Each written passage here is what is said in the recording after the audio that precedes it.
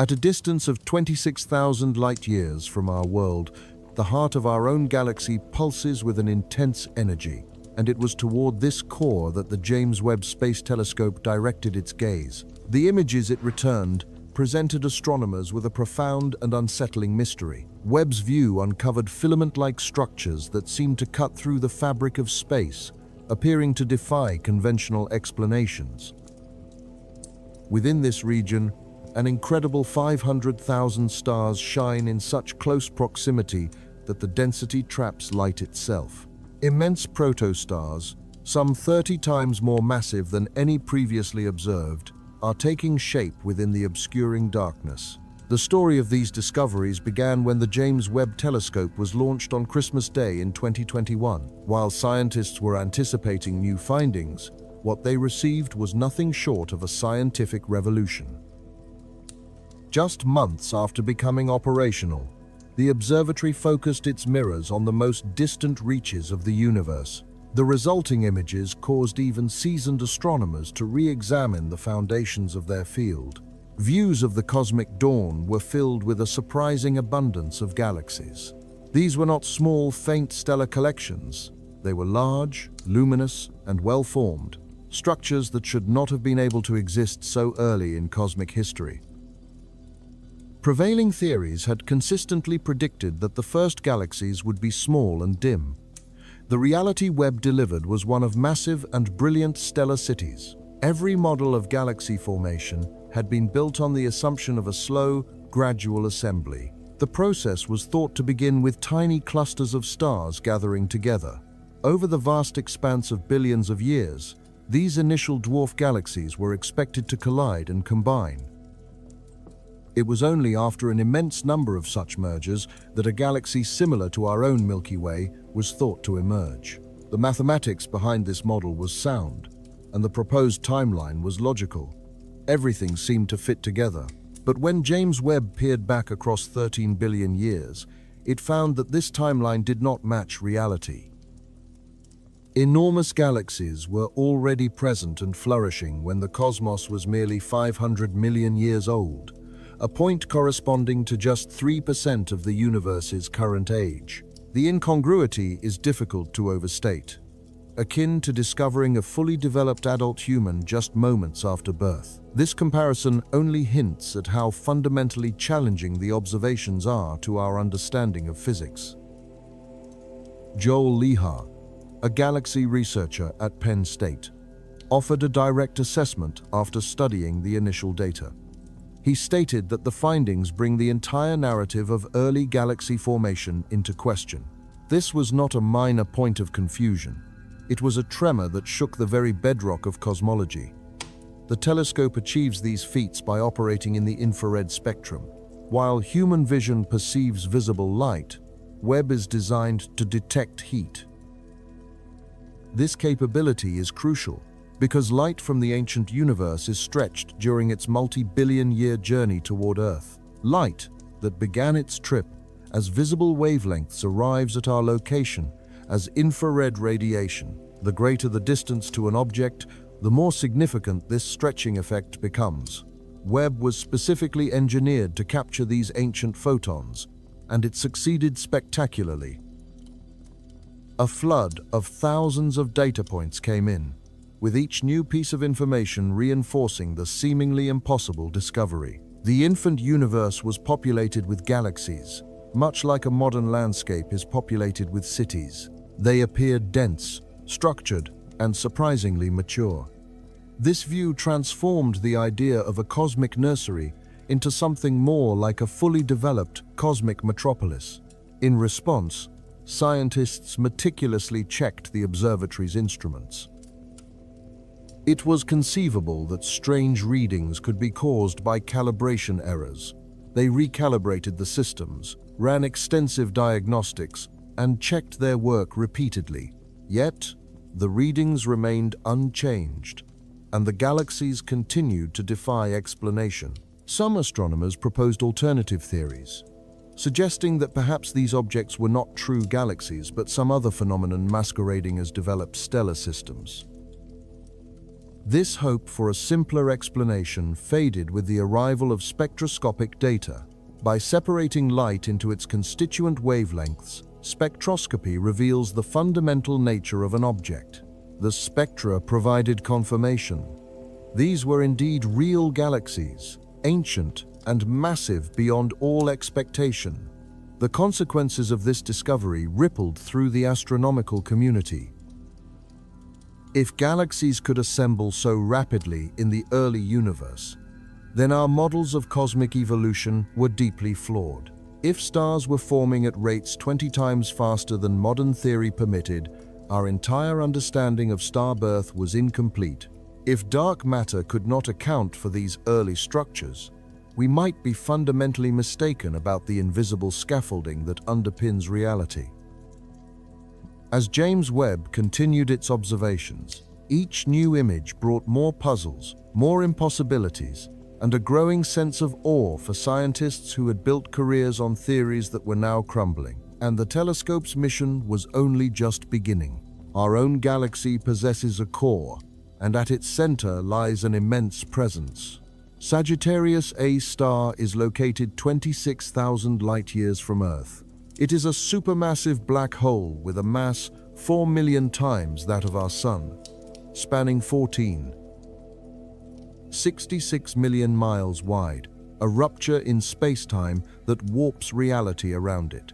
For many decades, astronomers had only caught partial glimpses of this cosmic behemoth. Telescopes on the ground had to contend with the blurring effects of Earth's atmosphere, while earlier space-based observatories could only capture brief snapshots.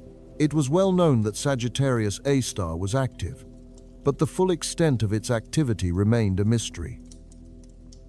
In 2023, James Webb focused its infrared camera on the galactic center. The telescope observed the region for a total of 48 hours, broken into 8 to 10-hour segments over multiple sessions spanning a full year.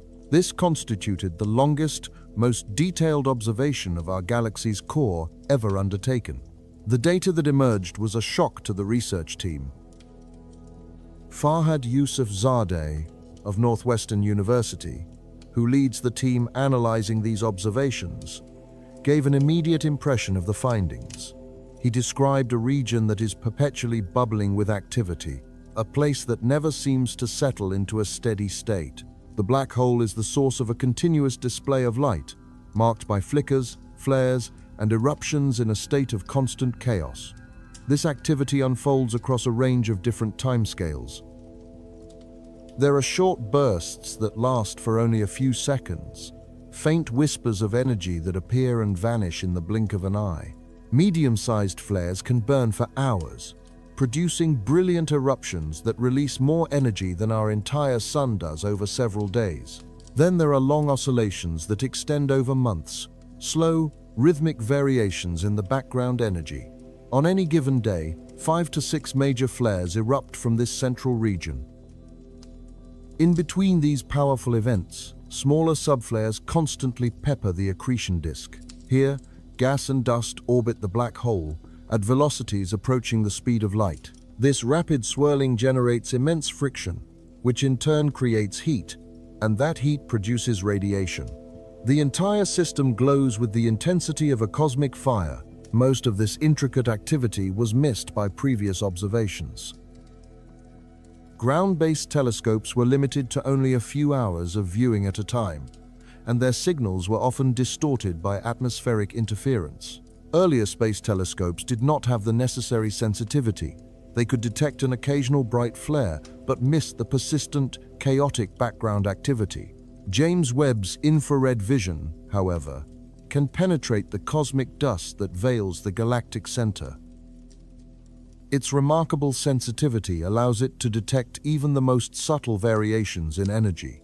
With this new capability, the complete picture finally began to emerge, and it is an awe-inspiring one. The researchers had anticipated some level of activity, as all supermassive black holes are known to flare from time to time, when matter falls inward or when magnetic field lines snap and reconnect. Such processes are common throughout the cosmos. But the notable detail about Sagittarius A star is that it is never at rest. The team observed it across numerous sessions, and each time, the black hole was active, never calm, never stable, but always churning. Howard Bushouse at the Space Telescope Science Institute, who also studies these observations, compared the disk's behavior to solar flares. He explained that blobs of gas are colliding with one another, sometimes being compressed by powerful magnetic fields, creating an environment of immense and ceaseless energy. It is a scene of perpetual, large-scale cosmic collisions that never pause. The less intense flares likely originate from fluctuations within the plasma. Random compressions in the swirling gas seem to produce these temporary discharges of radiation, appearing as brief glimmers in the void.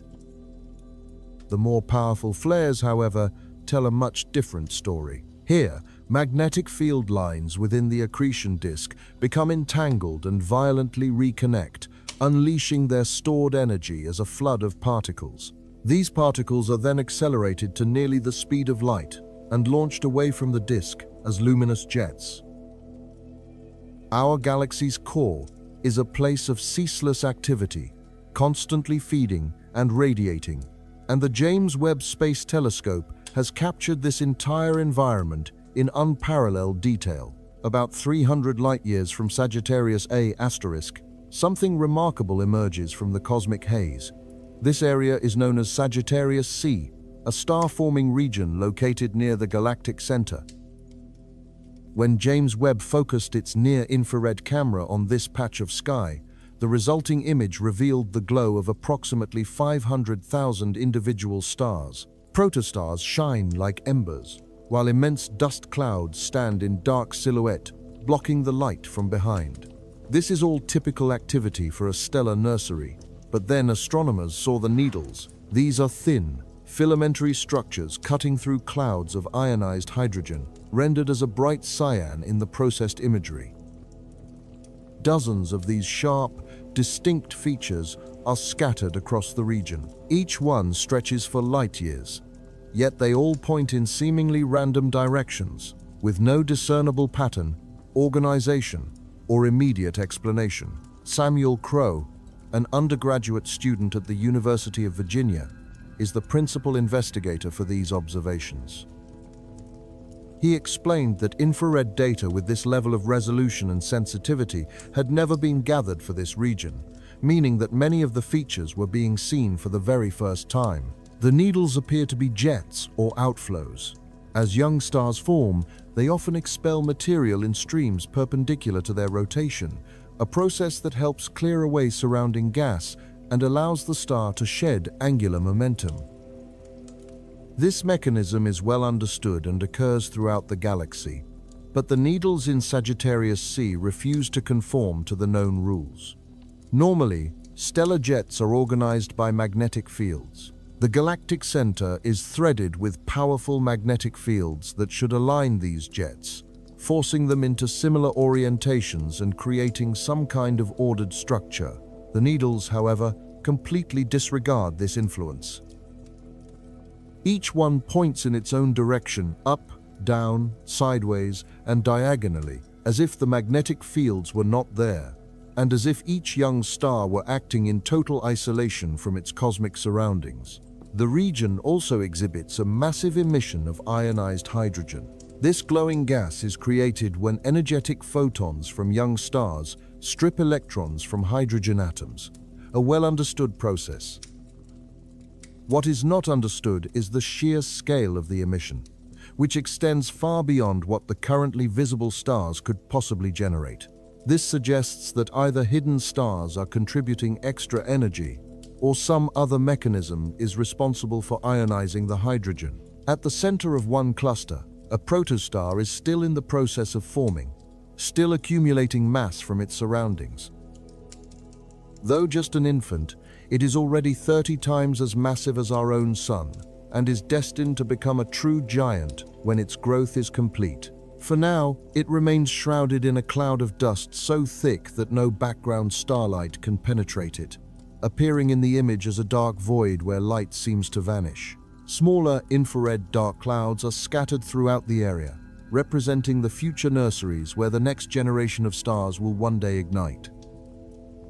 The galactic center is one of the most prolific star-forming regions in the entire Milky Way. The high density of material helps gravity to work more efficiently, causing gas to compress and stars to form with great rapidity. The environment itself is pure chaos, a maelstrom of intense radiation, powerful gravitational forces, crushing magnetic fields, stellar winds, and supernova shockwaves. Every factor that could disrupt star formation is present here, all at once.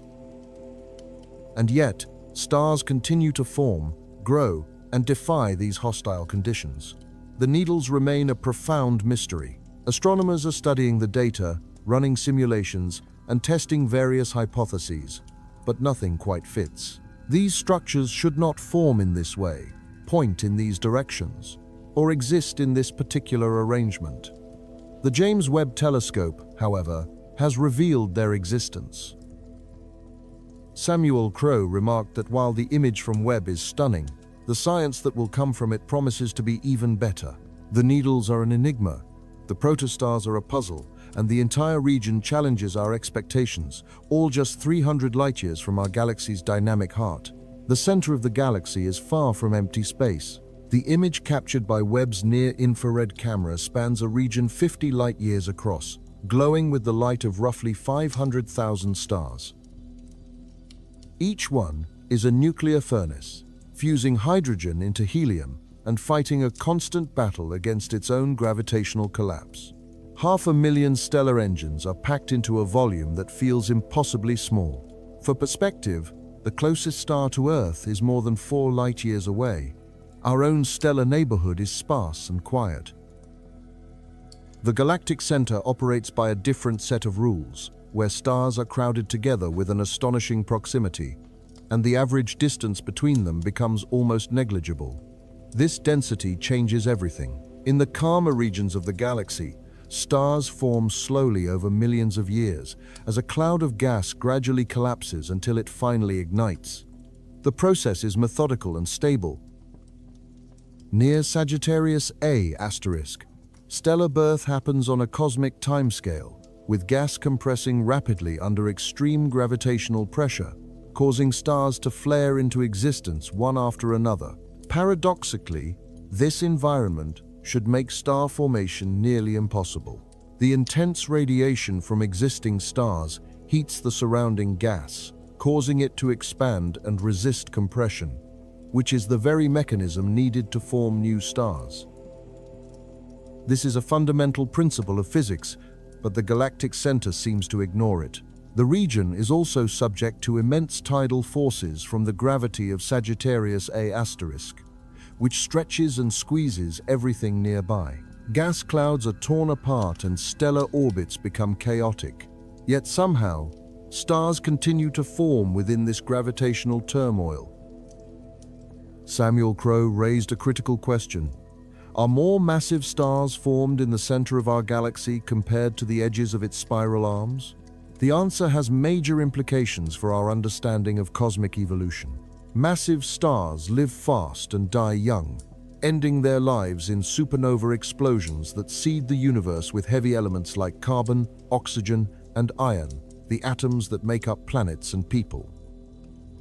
If the galactic center preferentially forges massive stars, it acts as a cosmic engine, producing heavy elements at a much higher rate than other parts of the galaxy. These elements eventually disperse, mix into new generations of stars, build rocky worlds, and enable the complex chemistry that could lead to life. The 500,000 stars visible in Webb's image are only those the telescope is able to detect. Countless other stars remain hidden from view, obscured by thick veils of dust or lurking within the profound darkness of infrared clouds, their paths tracing orbits in the spaces between the clusters we can see. The actual stellar census for this region is likely far greater, with the true population probably surpassing 1 million. All of these are concentrated within a volume of space just 50 light-years in diameter. Such remarkable density gives rise to interactions that would be impossible elsewhere in the cosmos. Stars regularly pass near each other, and these close encounters create gravitational nudges that are strong enough to shift their orbits. As a result of these constant gravitational exchanges, some stars are ejected from the galactic center completely. Others find themselves falling deeper into the powerful gravity well, and a few even begin a final, spiraling descent toward Sagittarius A star itself. As a star makes its approach to the supermassive black hole, it encounters immense tidal forces that begin to pull it apart. This dramatic process is known as spaghettification. The pull of gravity is significantly stronger on the side of the star facing the black hole than it is on the far side. This differential force causes the star to stretch and elongate until it is ultimately torn into a long, thin stream of gas. This stellar material then feeds the black hole, contributing to its swirling accretion disk and fueling the constant flares that emanate from the region. The galactic center is also home to a vast population of stellar remnants, including white dwarfs, neutron stars, and smaller black holes. These quiet corpses of long-dead stars move through the area like cosmic ghosts. While many follow stable orbits, others are destined to collide. When two neutron stars merge, for instance, they unleash powerful gravitational waves. These ripples in the fabric of space-time travel outward at the speed of light, and our observatories on Earth can perceive them as incredibly faint vibrations. In the darkness, 500,000 stars are visible, and each one tells a story of survival in the most hostile neighborhood in the galaxy. Each point of light is a testament to its defiance of the chaos that surrounds it. Each one a silent scream into the void. The James Webb Telescope managed to capture all of them within a single, breathtaking image. At the very heart of this darkness, something truly massive is in the process of being born. Deep inside an infrared dark cloud near a region known as Sagittarius C, a protostar is growing, still in its formative stages, still drawing in gas from its cosmic surroundings. It has already accumulated a mass 30 times greater than that of our own Sunday. When this infant star finally completes its development, it will dwarf the vast majority of stars in our galaxy. The dense cloud that envelops it is so thick that it blocks all visible light, causing background stars to disappear entirely from view. In the image, this region appears as a black hole, though it is not a true singularity, but rather a darkness so absolute that even the sensitive instruments of the James Webb Telescope find it difficult to penetrate. The protostar remains hidden within this shroud, like a monster concealed in its lair. Yet, its presence is not a complete secret. Glowing outflows can be seen at the edges of the cloud. The forming star is expelling powerful jets of material perpendicular to its axis of rotation. These jets carve through the surrounding gas, creating luminous shockwaves that reveal the protostar's existence. Even though we are unable to see the star directly, it is much like locating a predator by observing the wake it leaves behind. A protostar that has reached 30 solar masses while still forming represents a truly rare phenomenon. Most stars conclude their growth at around 1 or 2 solar masses, while stellar giants might reach 10 or 15. The true monsters, those exceeding 20 solar masses, can only form under very specific conditions. The galactic center provides exactly this kind of environment. With its extreme density, powerful gravity, and abundant gas, everything required to construct a stellar titan. These massive protostars are destined to live very fast lives. As soon as nuclear fusion ignites in their cores, they will burn through their fuel at a terrifying rate. A typical star like our Sun might shine for 10 billion years, but these giants will last for only a few million. They are the mayflies of the cosmos, blazing with incredible brightness before dying young. Their deaths are among the most spectacular events in the universe. When fusion ceases in the core, gravity wins the final battle. The core collapses in a matter of seconds, and the outer layers rebound in a cataclysmic supernova explosion that tears through space. For a brief period, this single dying star can outshine its entire galaxy. The blast scatters heavy elements across light years of space, seeding the cosmos with the raw materials needed to form new worlds.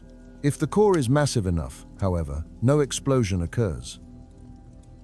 Instead, gravity crushes everything into a black hole, and the stellar corpse vanishes from the visible universe, leaving behind only its gravitational footprint. These stellar mass black holes are thought to eventually migrate toward the centers of galaxies, where they merge with other black holes and feed supermassive monsters like Sagittarius A star.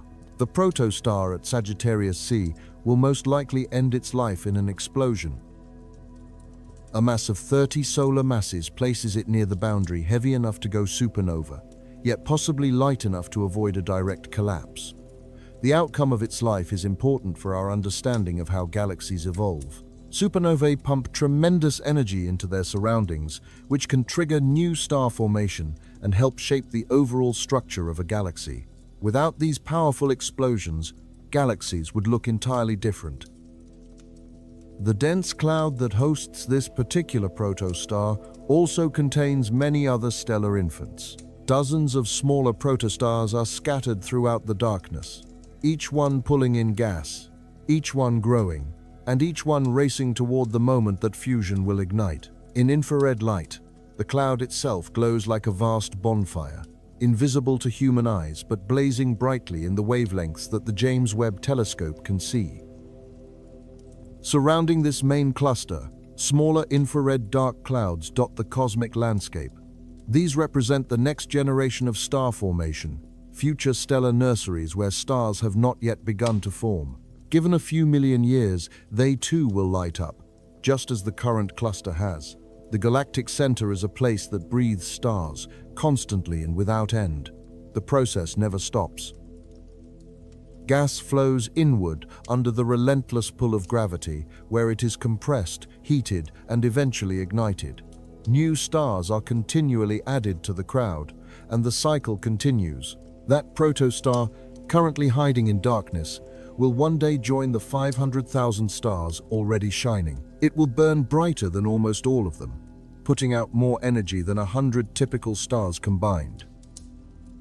Its intense radiation will sculpt the surrounding gas, creating new structures and possibly even triggering another round of star formation. For now, it grows in secret, adding mass, building toward the moment of ignition, and preparing for a brief, violent, and spectacular life. And, from 26,000 light-years away, the James Webb Telescope watches, capturing the details of its birth in infrared light.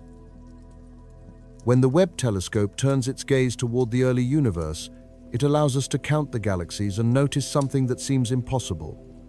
Over 1,600 disk galaxies stare back at us from the distant past. Each one bears a striking resemblance to our own Milky Way, with distinct spiral arms, central bulges, and rotating disks of stars. The architecture is familiar and seems quite normal. What is not normal, however, is the timing. These galaxies existed between 9 and 13 billion years ago, when the universe was still very young. This was an era when violent mergers were thought to have dominated cosmic evolution, a time when fragile spiral structures should not have been able to survive. And yet, there they are, delicate and organized, looking almost like warped vinyl records, a seemingly impossible sight. This discovery emerged from the analysis of nearly 4,000 galaxies captured in Webb's deep field images.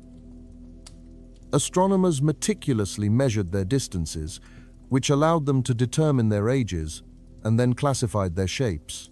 The results were in direct defiance of long-held predictions. An astonishing 42% of them were disk galaxies, nearly half of the entire sample. Previous theories had suggested that this should not happen. The early universe was expected to be a place of chaos, defined by dwarf galaxies constantly smashing together. These frequent mergers should have destroyed any delicate structures, leading to the formation of elliptical blobs rather than elegant spirals. The mathematics seemed clear, and the predictions were made with confidence. But when the James Webb Telescope looked, it found something else entirely. Disk galaxies like our own require very specific and stable conditions to form. For a grand spiral galaxy to form, a specific set of conditions must be perfectly met.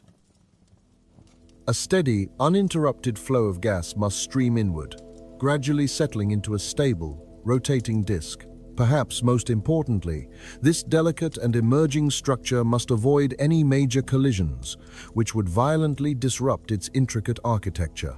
In our computer simulations of the cosmos, this entire process is a slow and deliberate one, unfolding over the course of billions of years.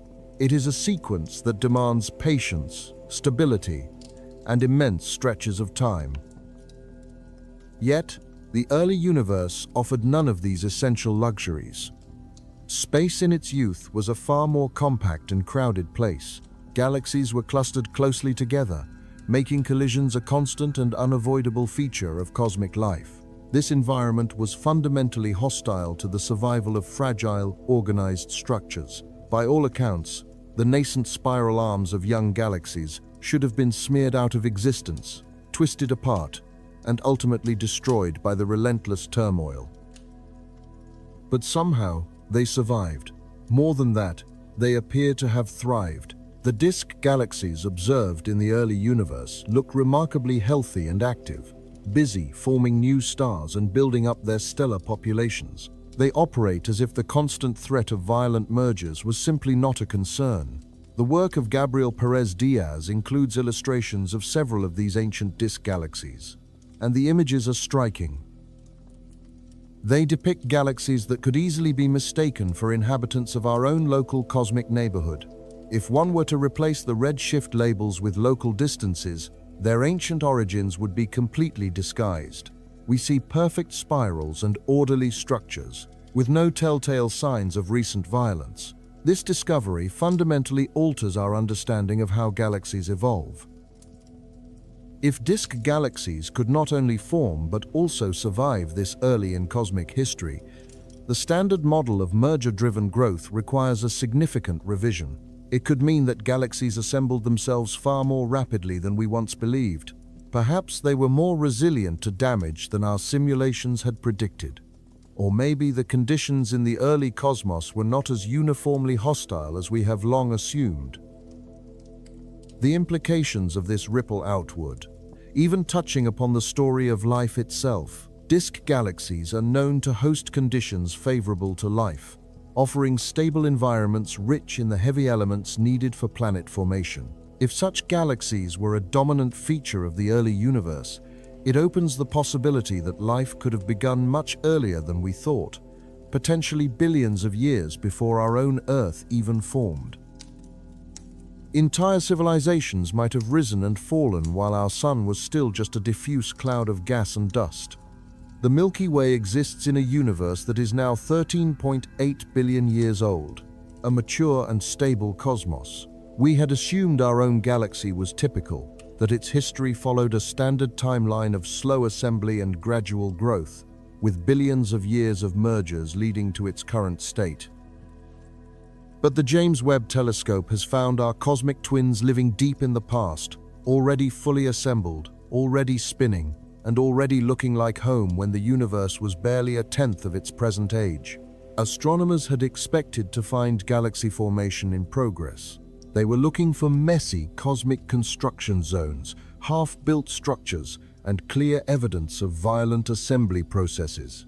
Instead, what they found looked like the finished product.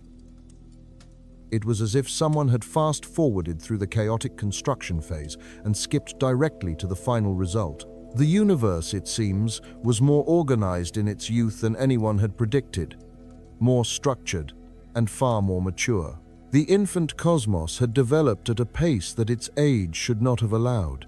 Over 1,600 of these seemingly impossible galaxies now populate our view of the ancient sky. Each one serves as a distant mirror reflecting our own home, and each one calls into question everything we thought we knew about the history of the universe. Just 1.5 billion years after the Big Bang, something that looks nearly perfect appears in the data. It is a galaxy named Alaknanda, after a river in the Himalayas. In almost every detail, it bears a striking resemblance to the Milky Way. Elegant spiral arms sweep around a bright central bulge, and its disk rotates with a smooth, even motion. Stars are forming within it in orderly and predictable patterns, revealing a mature and well-established structure. At this point in time, the universe was only 1/10 of its current age. Galaxies should still have been in the process of assembling themselves, building up their mass piece by piece, in a messy, chaotic, and incomplete fashion.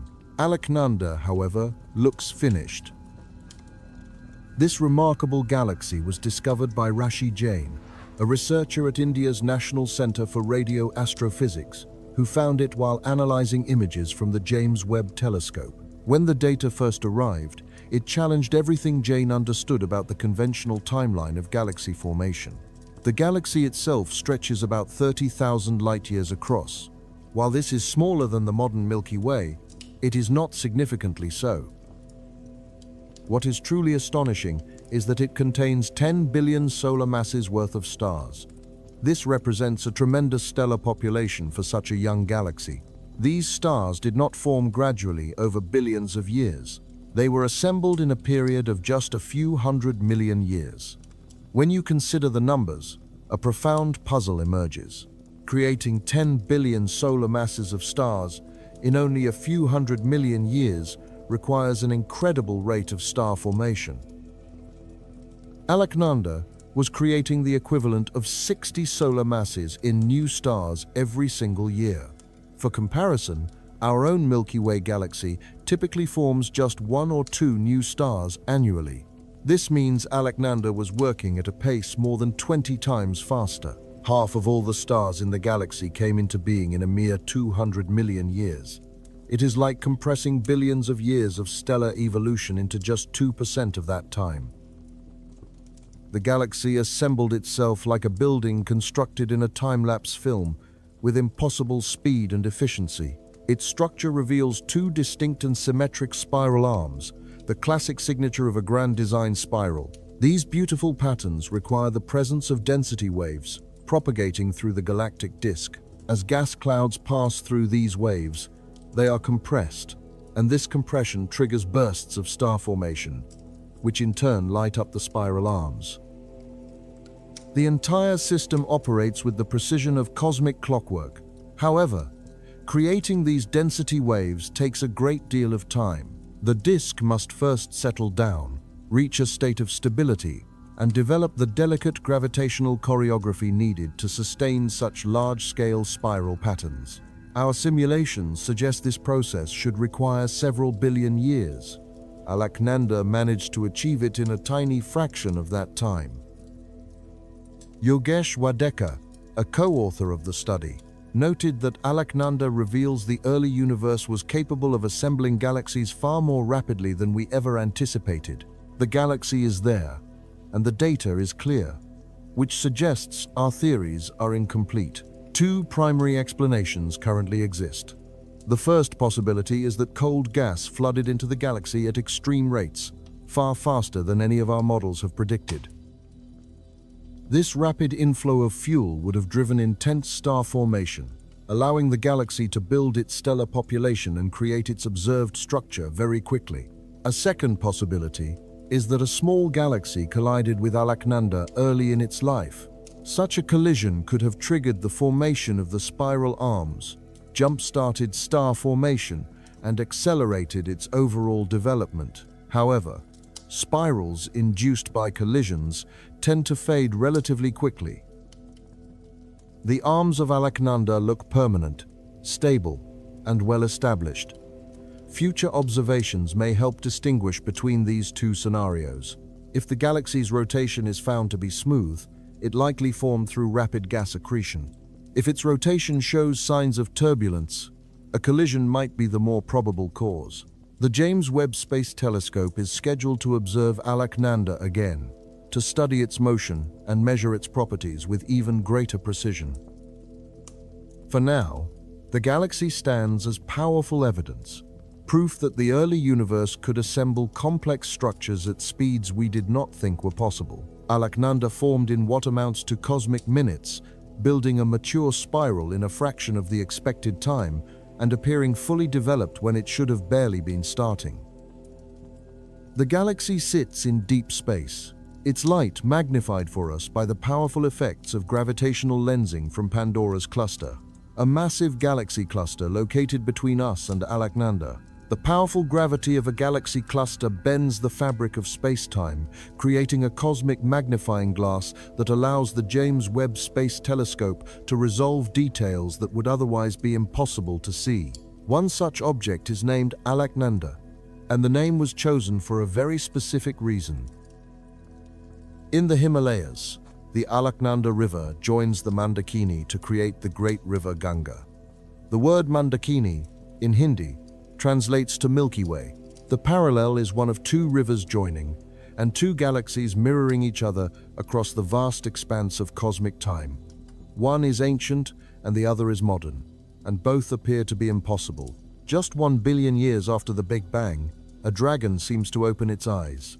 The galaxy has been named Zulong, which means torch dragon in Chinese mythology. This creature was a being whose eyes were said to control the cycle of day and night. When it opened them, light filled the world, and when it closed them, darkness fell. The name is a fitting one for a galaxy that blazes across the infant cosmos like a celestial entity awakening from a long slumber. Zulong was discovered by Menyuan Xiao while he was analyzing survey data. The University of Geneva researcher noticed it within images from a panoramic survey conducted by James Webb. The telescope had been observing one particular region of space when it incidentally captured another. This was accomplished using a technique called pure parallel mode, where two separate instruments can watch two different areas of the sky at the same time. What emerged from this secondary data was nothing short of remarkable. Zulong bears a striking resemblance to our own Milky Way in its shape, its size, and its stellar mass. It has a central bulge composed of older stars and a vibrant disk where new ones are being born, complete with two distinct spiral arms. While the overall architecture is familiar, the timing is not. This galaxy already existed when the universe was only 1/14 of its current age. Less than 8% of all of cosmic history had passed. At that early stage, galaxies are expected to look like chaotic blobs, just messy collections of stars, without any clear or defined structure. Zulong, however, displays a perfect sense of organization. Its disk spans 60,000 light-years, which is slightly smaller than the Milky Way's 100,000 light-year breadth, but it is still massive by any standard. The stellar mass reaches 100 billion times that of our Sun, a population of stars more than double what the Milky Way currently contains. It is a detail worth pausing on. Zulong holds more stars than our own galaxy, yet it managed to form in a mere fraction of the time. This suggests the early universe assembled large structures far more quickly than the modern cosmos does, as if we are watching evolution in fast forward. Christina Williams is the leader of this panoramic survey. Her explanation for how such rare objects are found highlights the unique capabilities of the Webb telescope. She reportedly noted that it allows astronomers to map very large areas of the sky, a function that is essential for discovering massive galaxies because they are incredibly rare.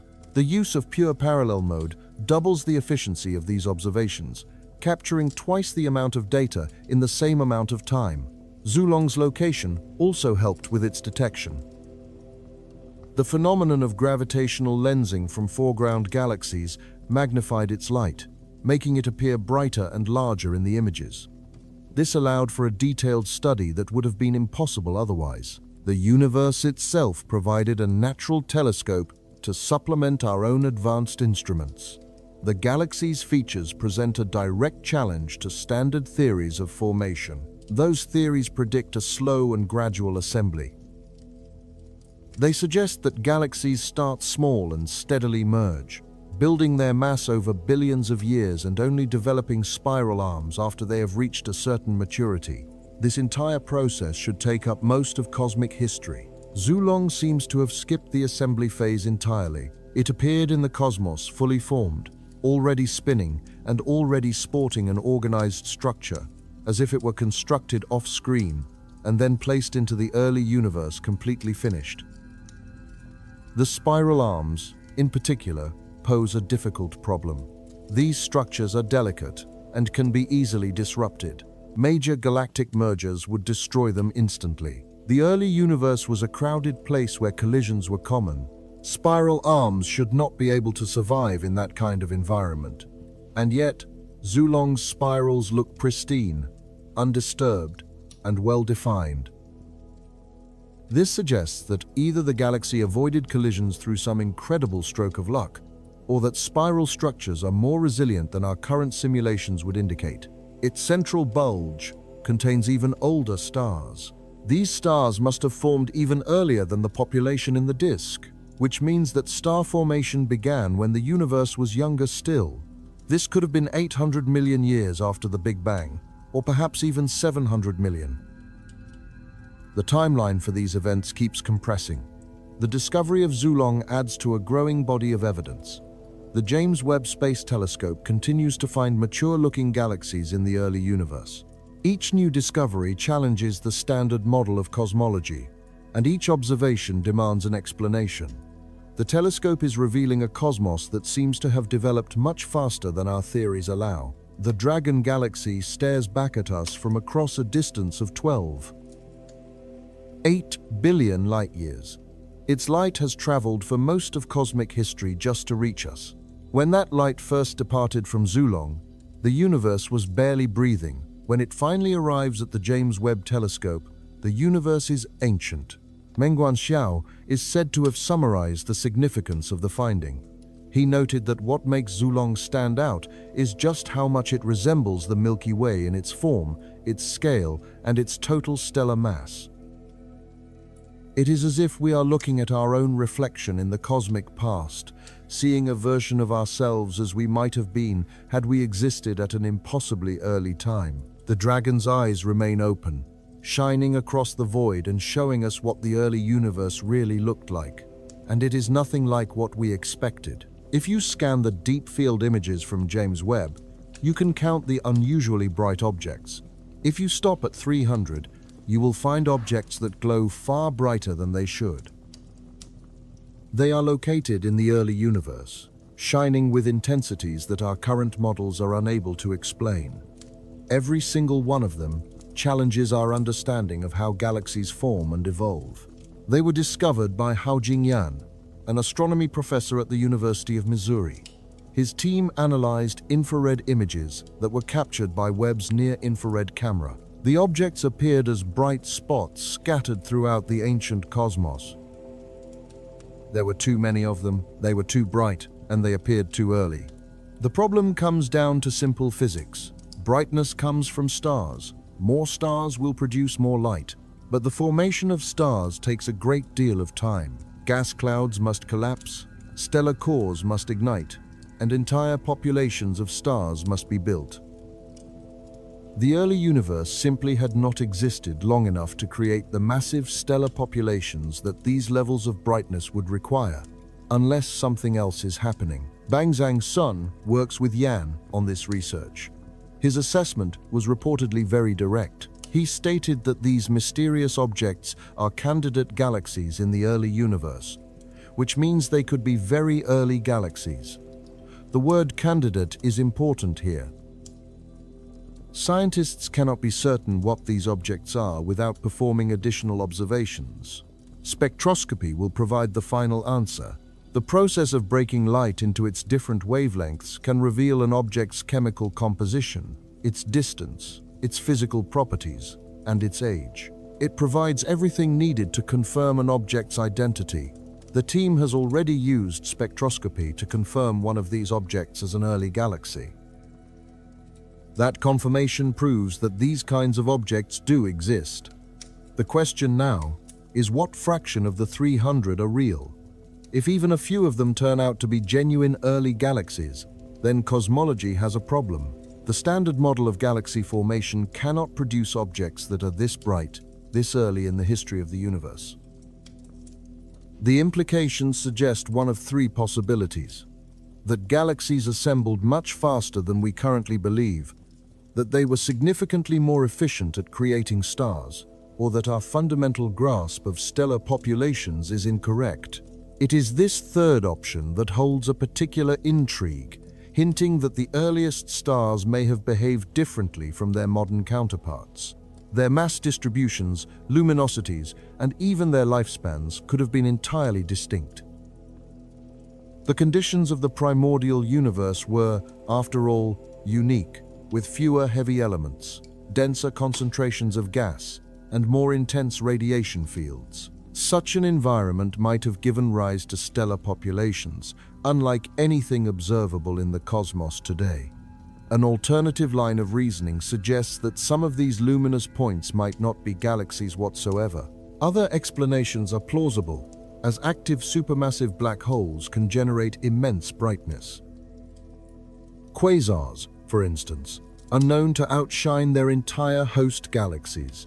If a portion of these 300 objects are identified as quasars, the brightness puzzle would be resolved. However, this solution introduces a different conundrum: the premature origin of supermassive black holes. These cosmic behemoths need time to accumulate their mass, starting small and feeding gradually over vast stretches of cosmic history. To find them already fully formed in the universe's infancy is a discovery that demands a new explanation. These objects are not clustered together, but are instead scattered across a wide expanse of the sky in deep field imagery. This distribution implies they are a common phenomenon from that era, not just isolated, rare events. The early universe, it seems, may have been a far more active place than we had ever realized. The brightness levels across the 300 objects also show considerable variation, with some glowing moderately, while others blaze with incredible intensity. This range could indicate different stages of cosmic development, or perhaps a diversity of object types. It's possible that early galaxies exhibited more variety than modern ones, or that the young universe produced celestial entities that no longer exist. Jingnan Yan outlined the profound stakes of this research, noting that if even a small fraction of these objects are confirmed to be what they appear, the discovery could upend current ideas about how galaxies formed in the early universe. This is the period known as cosmic dawn, the very era we thought we were beginning to understand. The James Webb Space Telescope continues to show us just how much we have yet to learn. The telescope's remarkable sensitivity is what makes these findings possible, as previous instruments simply did not have the power to detect such distant and faint sources. Despite shining brightly for their time, their light has been considerably dimmed by its 3 billion light-year journey to us. Webb's mirror is large enough to capture the faint photons that still remain. Across the ancient sky, 300 impossible lights are now visible. Each one is a mystery, each one demands an explanation, and each one suggests the early universe may have operated by a different set of rules than we had assumed. Campaigns to study their light through spectroscopy are now underway, with more observations planned. The team aims to confirm their identities, measure their properties, and ultimately determine what these objects truly are. The answers they find will reshape our understanding of cosmic history. For now, they are classified as candidate galaxies, luminous enigmas, impossible lights that seemingly should not exist. Yet there they are, shining in the dark. Something is glowing in the extreme early universe, and scientists cannot yet say what it is. The object has been named Capurro, which means bullhead in Italian, and was discovered in images showing the cosmos a mere 100 million years after the Big Bang. If it proves to be a galaxy, it would be the earliest one ever found. If it is something else entirely, the field of cosmology has just become far more complex. The timing alone is staggering. At 100 million years, the universe was at less than 1% of its current age.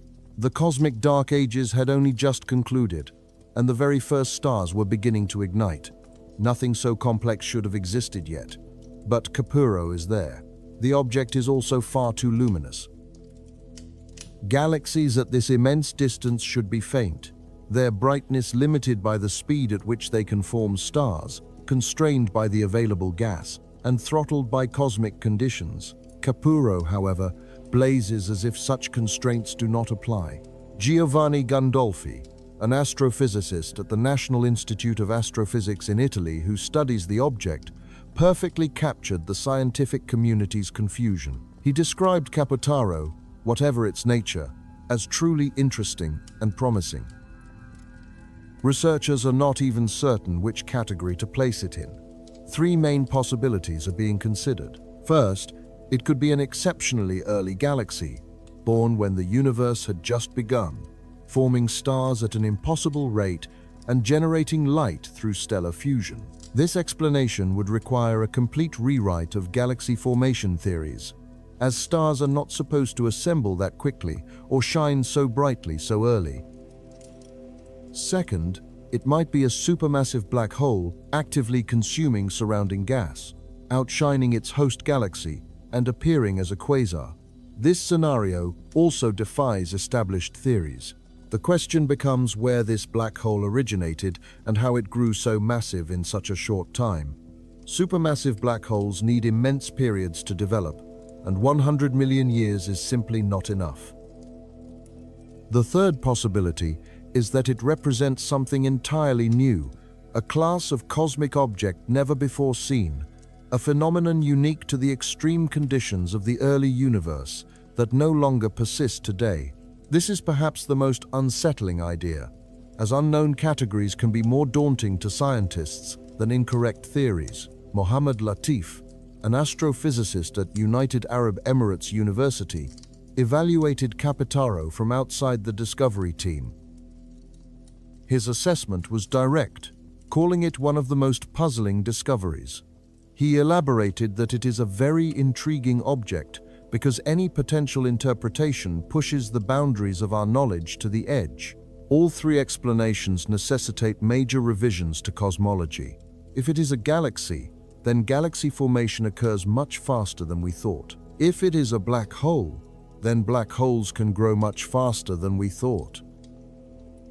And if it is something new, then our understanding of the early universe is fundamentally incomplete.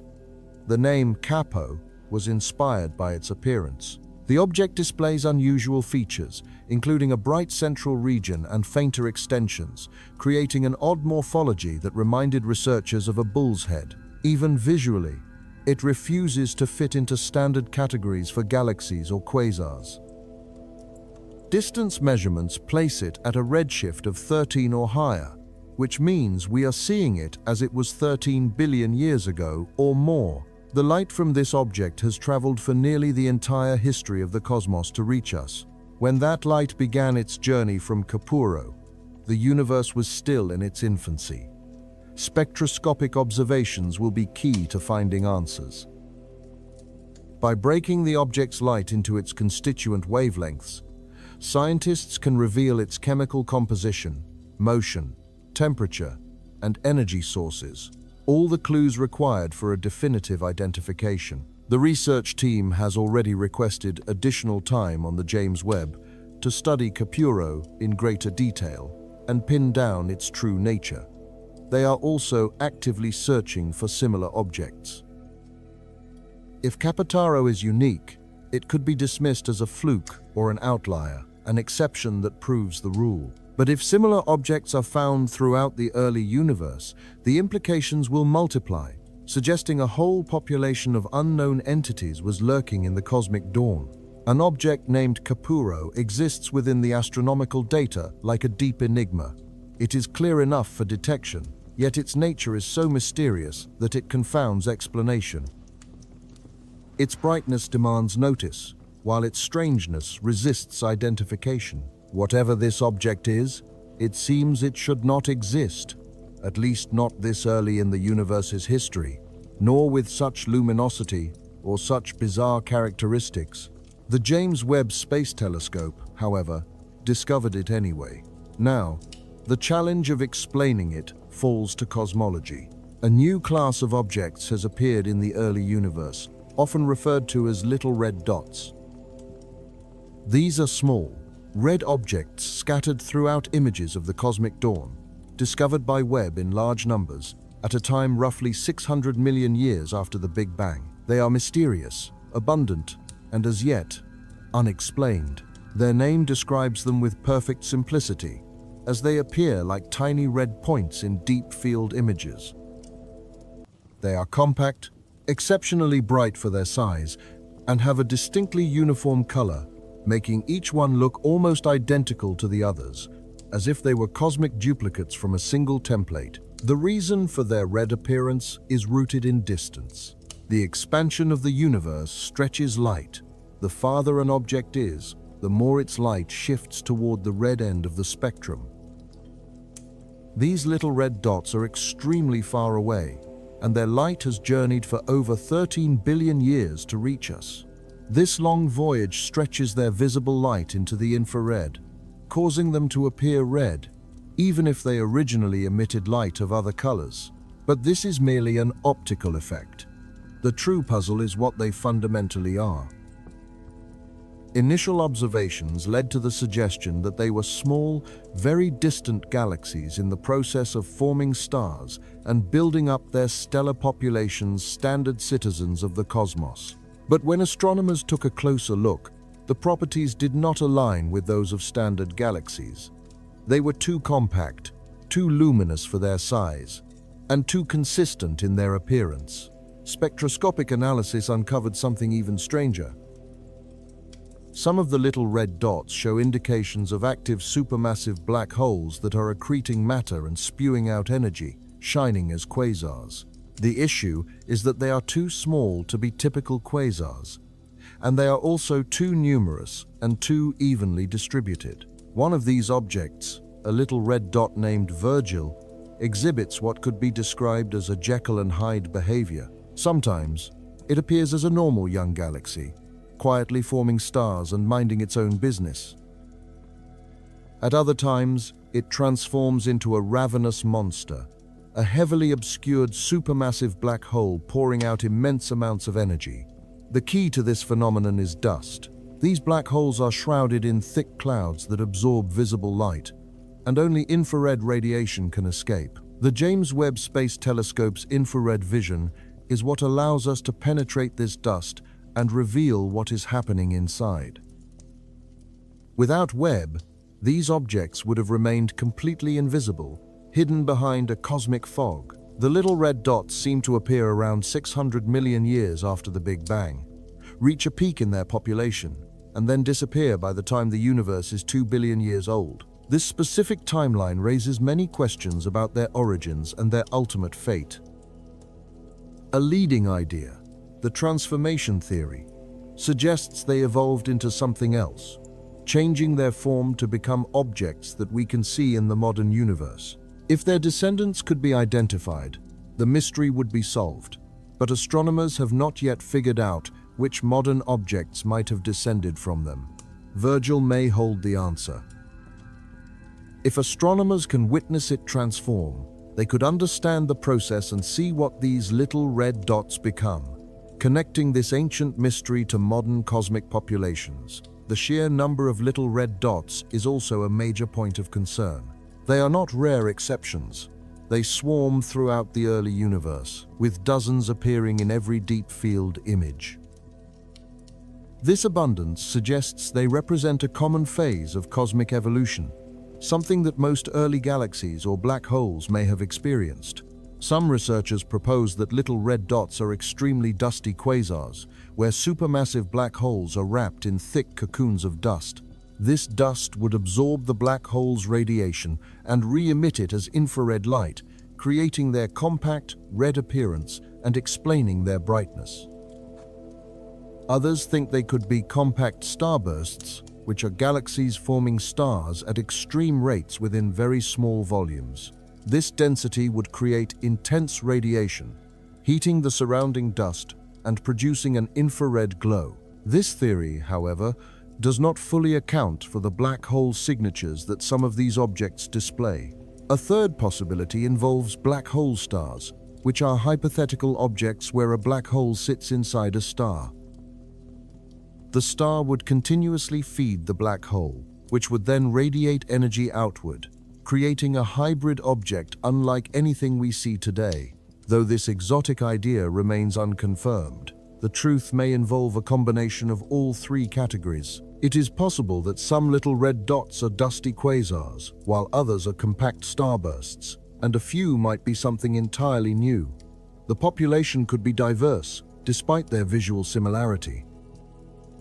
To resolve this, researchers need more data, including more spectroscopy and more observations at different wavelengths. The James Webb Space Telescope will continue to study these objects, and other telescopes will contribute to the effort. Eventually, the mystery should yield its secrets. For now, hundreds of little red dots haunt the early universe as ancient red entities, too numerous to ignore and too strange to explain. Each one is a cosmic question mark floating in the primordial darkness. They dominated the young cosmos for over 1 billion years and then vanished. Their descendants are likely hiding somewhere in the modern universe, wearing disguises that we have not yet penetrated. Webb keeps watching, collecting data, hoping to catch one in the act of transformation. Let us look again at Virgil, the galaxy with two apparent personalities. When observed in different wavelengths, Virgil shows completely different characteristics. At some frequencies, it appears as a typical young galaxy, quietly forming stars and building its stellar populations in a normal fashion. But if you switch wavelengths, everything changes. The mild-mannered galaxy transforms into a cosmic monster, revealing a heavily obscured supermassive black hole that is pouring out an immense amount of energy. This dual nature makes Virgil one of the strangest of the little red dots. Most objects display consistent properties across the spectrum. Stars shine like stars, and black holes shine like black holes. Virgil, however, refuses to choose a single identity. The research team described it perfectly, stating that Virgil has two personalities. Its good side is that of a typical young galaxy quietly forming stars. But Virgil can also transform into the host of a heavily obscured supermassive black hole, which releases incredible quantities of energy. How can one galaxy maintain two such different identities? The answer seems to be provided by dust. Thick clouds surround the central black hole, and these clouds absorb certain wavelengths of light while allowing others to pass through. Different instruments can see through different types of dust, which creates different views of the same object. At visible wavelengths, the dust completely blocks the black hole from view. Only the surrounding galaxy is visible, the stars forming in its outer regions, and the collapsing gas clouds that represent normal galactic activity. This is what is known as Virgil's good side, the face it shows to visible light telescopes. At mid-infrared wavelengths, however, the black hole emerges as the dust becomes transparent. An accretion disk ignites into view, a spectacle of intense radiation and powerful particle jets, all the telltale signatures of an active supermassive black hole during an aggressive feeding event. This is the monstrous side of a galaxy known as Virgil, a truth that had been concealed behind a thick shroud of dust. This remarkable transformation was captured by the James Webb Space Telescope's MIRI instrument. Operating in the mid-infrared part of the spectrum, MIRI has an exceptional capacity to see through cosmic dust, performing better than almost any other instrument of its kind. When its gaze was directed toward Virgil, MIRI succeeded in unveiling the black hole hiding deep inside, thereby revealing the galaxy's true nature. The implications of this finding, however, extend far beyond this one object. If a single galaxy can so effectively hide its active black hole behind a veil of dust, it is highly probable that others are doing the same.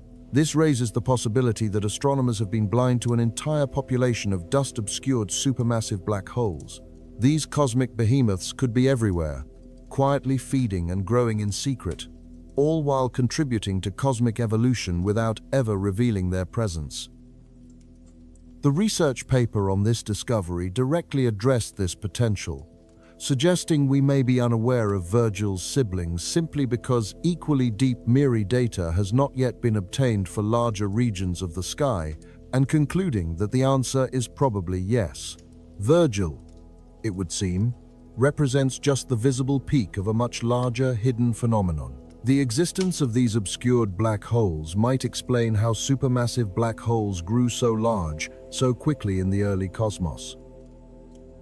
If they spent their formative years enveloped in dust, feeding continuously without interference, they could have accumulated mass much faster than expected. The dust itself acts as a shield from the intense radiation pressure that would ordinarily limit their feeding rates. Virgil existed a mere 600 million years after the Big Bang, a time when the universe was still young, when everything was expected to be visible and relatively simple. Instead, what we find is that complexity had already taken root. Galaxies were already wearing elaborate disguises, and black holes were concealing themselves behind cosmic veils. The transformation between Virgil's two different faces is not an instantaneous one. The galaxy does not flicker back and forth between states. Rather, observing at different wavelengths reveals different components that exist simultaneously. The star-forming galaxy and the feeding black hole are operating at the same time. One is visible, the other is hidden, yet both are real. This imparts a critical lesson about cosmic observations. What we are able to see depends entirely on how we choose to look. Different wavelengths of light reveal different truths. Relying on just one type of light inevitably creates blind spots in our perception. Only by observing across the full spectrum can we hope to assemble a complete picture. Virgil's case forces astronomers to question other observations. How many other galaxies in the early universe might be hiding similar secrets? How many seemingly quiet star-forming systems are in fact hosting active black holes inside dusty cocoons? And how many cosmic monsters are masquerading as mild-mannered galaxies? The answers will require more MIRI observations, more mid-infrared surveys, and more investigations designed to penetrate these obscuring clouds of dust. The James Webb Telescope can provide this data, as it was designed for exactly this purpose, finding things hidden in plain sight. While Virgil's dual nature makes it extraordinary, it is probably not unique. The galaxy likely represents a common phenomenon, that we are only just beginning to recognize an entire population of galaxies with dual identities lurking in the early universe, each one wearing two faces, each one hiding its true nature behind dust, and each one waiting for James Webb to reveal its secret. Elsewhere in the ancient cosmos, another galaxy sits that, according to our current understanding, simply should not exist. This object, designated ZFUDS7329, was discovered in James Webb images showing the universe just 800 million years after the Big Bang. It is more massive than our own Milky Way, despite having formed incredibly early. It contains more stars than our entire galaxy, and it exists at a time when it is theoretically not possible. The core of the problem is dark matter, or more precisely, its apparent absence in the required configuration at that time. Current cosmology is fundamentally dependent on the existence of dark matter. This invisible substance is believed to outweigh normal matter by 5 to 1, providing the gravitational scaffolding that is essential for galaxy formation. Without dark matter, galaxies cannot assemble. The mathematics on this are clear, and observations have consistently confirmed its role. Dark matter is considered fundamental to cosmic structure. ZFUD S7329, however, formed too early for sufficient dark matter structures to have existed. The timeline does not work. Dark matter clumps grow slowly, requiring hundreds of millions of years to reach a size capable of hosting a galaxy.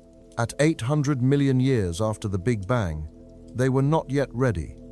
And yet, this galaxy assembled anyway. Claudia Lagos, an associate professor at the International Center for Radio Astronomy Research, studies this object. She has reported that having these extremely massive galaxies so early in the universe poses significant challenges to our standard model of cosmology. This galaxy contains more stars than the Milky Way, Our home galaxy spent over 13 billion years building its stellar population, accumulating stars through countless mergers and gradually growing to its current mass. ZFUDS 7329 reached a similar mass in less than a billion years. This formation speed defies explanation. Stars form from gas, which must first cool and collapse. Cooling takes time, and so does collapse. Eventually, fusion ignites, and stars begin to shine. More gas collapses, and more stars form. Even under ideal conditions, this cycle proceeds gradually. There are speed limits to star formation, but ZFUDS 7329 appears to have ignored them. It formed stars at rates that standard physics should not allow, building a massive stellar population before the universe had time to prepare the necessary conditions. Dark matter structures grow through gravitational collapse, as small fluctuations in density slowly amplify. Denser regions pull in more matter, becoming denser still, and pulling even harder. This feedback loop creates dark matter halos, which provide the gravitational wells for normal matter to fall into, and galaxies form within these wells. This process requires time. The early universe was smooth and nearly uniform. Small density variations existed, but their amplification was only just beginning. By 800 million years, dark matter halos had formed, but they were small and insufficient for hosting massive galaxies. Yet, ZFUDS 7329 exists massive, mature, and fully formed. Three possibilities have emerged to explain this. First, galaxy formation may be much more efficient than we realized. Perhaps gas converts to stars faster in the early universe due to different conditions and different physics. This would not solve the dark matter timing problem, but it would explain the rapid star formation. Second, dark matter structures might grow faster than our simulations predict. Perhaps our models underestimate early gravitational collapse, and dark matter clumps more aggressively than we thought, providing the necessary halos for early galaxy formation. The third possibility is that our understanding of dark matter itself is wrong. Maybe it behaves differently than we assume, or perhaps it does not provide the gravitational scaffolding we think it does. It might even be that galaxies can form without it. For cosmologists, this is an unnerving possibility, since dark matter serves as the very foundation of our modern cosmic model. To remove it from the equation would cause the entire theoretical structure to fall apart. The team behind the research leans toward the first two explanations, proposing modifications to existing theories instead of a complete overhaul. These are conservative adjustments, such as fine-tuning the efficiency of star formation or tweaking the dynamics of dark matter, all intended to keep the larger picture intact. However, a galaxy like ZFUDS 7329 may ultimately require a much more radical revision. This object is located 11.5 billion light-years away, so we are seeing it as it existed in the universe's remote past. The observation itself is unambiguous, and the data is robust, confirming the galaxy is real. It is a fundamental principle that theories must conform to reality, not the other way around. More observations are now being planned to study similar massive galaxies from that early epoch, which will help determine if ZFUDS 7329 is a unique anomaly or part of a larger population. If many such galaxies are found, the problem becomes significantly more acute. If this galaxy proves to be a solitary case, it could simply be an outlier, a statistical fluke born from cosmic variance. In either scenario, its existence challenges the standard model, posing difficult questions and demanding answers that cosmology does not currently have. ZFUDS 7329 stands as a piece of powerful evidence, a massive galaxy that formed too early, grew too quickly, and exists where theory suggests it should not. The perceived grip of dark matter on the formation of galaxies appears to be loosening, revealing cracks in the scaffolding as the James Webb Telescope continues to find more of these impossible structures in the ancient sky. The primeval universe seems to be filled with red stars, a phenomenon that simply should not be occurring. Deep field images from the James Webb Telescope have unveiled galaxies that glow with a mature, crimson light. This indicates the presence of stars that have already aged, consumed much of their fuel, and cooled from a brilliant blue to a deep red. These elderly stars are found within galaxies that are themselves barely in their infancy, presenting a stunning contradiction. The aging process of stars is predictable. Young stars burn intensely, emitting a blue-white light. As they begin to use up their hydrogen fuel, they cool down, and their light shifts toward the red end of the spectrum. For typical stars, this evolution takes billions of years. To see red stars in ancient galaxies means those stars were already old when the cosmos itself was young. Joel Leisure, an assistant professor at Penn State, analyzed these observations, and his assessment captured the scientific community's bewilderment. He explained that there were specific expectations for the kinds of galaxies that should inhabit the early universe, namely that they would be young and small. These young galaxies were expected to contain young, blue, hot stars, stellar infants that had only recently ignited. Instead, the observations revealed something entirely different. Galaxies seen just 500 to 700 million years after the Big Bang already hosted populations of red stars. These were mature stars that had somehow lived and aged inside a universe that was barely old enough for them to form in the first place. In the images, the galaxies appeared as tiny, reddish dots, faint, distant, and ancient. By carefully analyzing the light they emitted, astronomers could ascertain their ages and measure their stellar populations, confirming they contained these mature stars. With time, stars take on a redder hue as they burn through their fuel and cool, a color shift that signals advanced stellar evolution. These galaxies exhibited that very shift, meaning their stars had aged considerably despite the universe's youth. The galaxies were also incredibly massive, some 50 times more so than early theories had predicted. A few even approached the current mass of our own Milky Way. Finding galaxies as heavy as ours when the universe was at only 3% of its present age is a combination that is fatal to standard theories. Massive galaxies are thought to need billions of years to assemble, and red stars require billions of years to age. The early universe offered nowhere near enough time for either, yet here they were, appearing together. The Hubble Space Telescope never saw these objects. Hubble was searching for small, blue galaxies in the early universe, the expected baby galaxies just beginning their existence. It found those, but it completely missed the massive red ones. The infrared vision of the James Webb Telescope revealed what Hubble could not.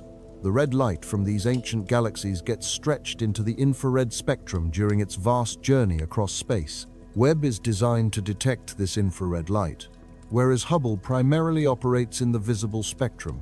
This difference in capability meant Hubble was observing one type of galactic population while being blind to another. These reddish dots raise uncomfortable questions. If galaxies this massive could exist so early, then our models of galaxy formation must be fundamentally flawed. If stars this old were present so soon, then our timelines for stellar evolution are incorrect. If both are true, then multiple pillars of modern astrophysics could collapse at once. Before rewriting the textbooks, astronomers are seeking confirmation, which will come from spectroscopy. This technique involves breaking light down into its component wavelengths, a process that can reveal precise distances, chemical compositions, and ages, everything needed to verify that these galaxies are what they seem. It's possible some of these reddish dots are something else entirely, such as dusty objects that appear red but do not have an old stellar population, or objects at different distances than initially estimated. Spectroscopy will be able to distinguish the true red stellar populations from any imposters. However, initial spectroscopic analysis has already confirmed at least one of these massive, ancient galaxies. This verification proved that such objects do exist and that the observations are real. The question now is how common they are. If a large number of massive red galaxies are found to populate the early universe, cosmology will face a genuine crisis. The standard model cannot account for them. Certain modifications might help, like adjusting star formation rates, altering merger timelines, or tweaking various other parameters. But it's also possible that such modifications will not be enough. Perhaps the entire framework needs to be replaced. Maybe galaxy formation follows principles we have yet to discover, or perhaps the early universe operated under a different set of rules than the cosmos we see today. For now, the reddish dots continue to glow in Webb's images, ancient galaxies with mature stars on impossible timelines. Each one is a puzzle, a challenge, and a demand for an explanation. This crimson light from the cosmic dawn is evidence that the universe grew up far faster than we ever imagined. The early universe may have also bred Titan stars so massive they make the suns in our own stellar neighborhood look like insects. Astronomers refer to these theoretical objects as monster stars.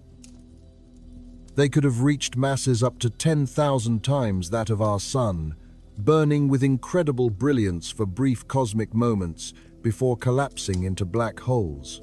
In their wake, they would have left behind distinct chemical signatures that are still detectable billions of years later. Evidence for these stellar dinosaurs has been found in a galaxy called GS3073. The light from this galaxy has traveled for over 13 billion years to reach the James Webb Telescope. When that light began its journey, the universe was still in its infancy. What is intriguing is that the galaxy displays unusual chemical fingerprints, with nitrogen and oxygen present in proportions that defy standard explanations. Daniel Wan, who studies these objects at the University of Portsmouth, has noted their remarkably brief existence. These cosmic behemoths are thought to have blazed with incredible intensity for a very short period, ultimately collapsing into massive black holes. What they left behind were chemical imprints that remain detectable across billions of years of cosmic history. They have been compared to dinosaurs, characterized as enormous, primitive, and destined for a brief existence. A monster star's life would span only about 250,000 years, which is little more than a blink in cosmic time. For perspective, our own star is expected to shine for a total of 10 billion years. These early giants burned through their resources 40,000 times faster, exhausting their nuclear fuel almost immediately and dying when the universe was still in its infancy. Such titans could only have formed under the unique conditions of the early cosmos, which featured fewer heavy elements and was dominated by purer hydrogen and helium gas. The physics and chemistry of that era were simply different. The pristine gas of the cosmic dawn was able to collapse into objects far more massive than what modern star-forming regions can produce. Concentrating the equivalent of 10,000 solar masses into a single star gives rise to unimaginable conditions inside. Core temperatures would have soared into the hundreds of millions of degrees, while immense radiation pressure pushed outward, battling the relentless inward pull of gravitational collapse. Nuclear fusion would have proceeded at a terrifying rate, with the entire object balanced precariously on the verge of instability. When that fusion eventually ceased, gravity would win. The core's collapse would take mere seconds, but the star itself was too massive to undergo a typical supernova explosion. Instead, it would fall directly into a black hole. There would be no cosmic fireworks, no grand explosion, just a sudden and quiet transition from a brilliant star into an invisible singularity. The resulting stellar mass black holes would have been enormous, weighing hundreds or even thousands of times more than typical stellar remnants. They would have quickly sunk toward the centers of their galaxies, merging with one another and feeding the growth of the first supermassive black holes. This very process might be the explanation for how supermassive black holes manage to grow so large in such a short amount of time. Monster stars could have provided seed black holes that were already massive at birth, allowing them to grow rapidly through mergers.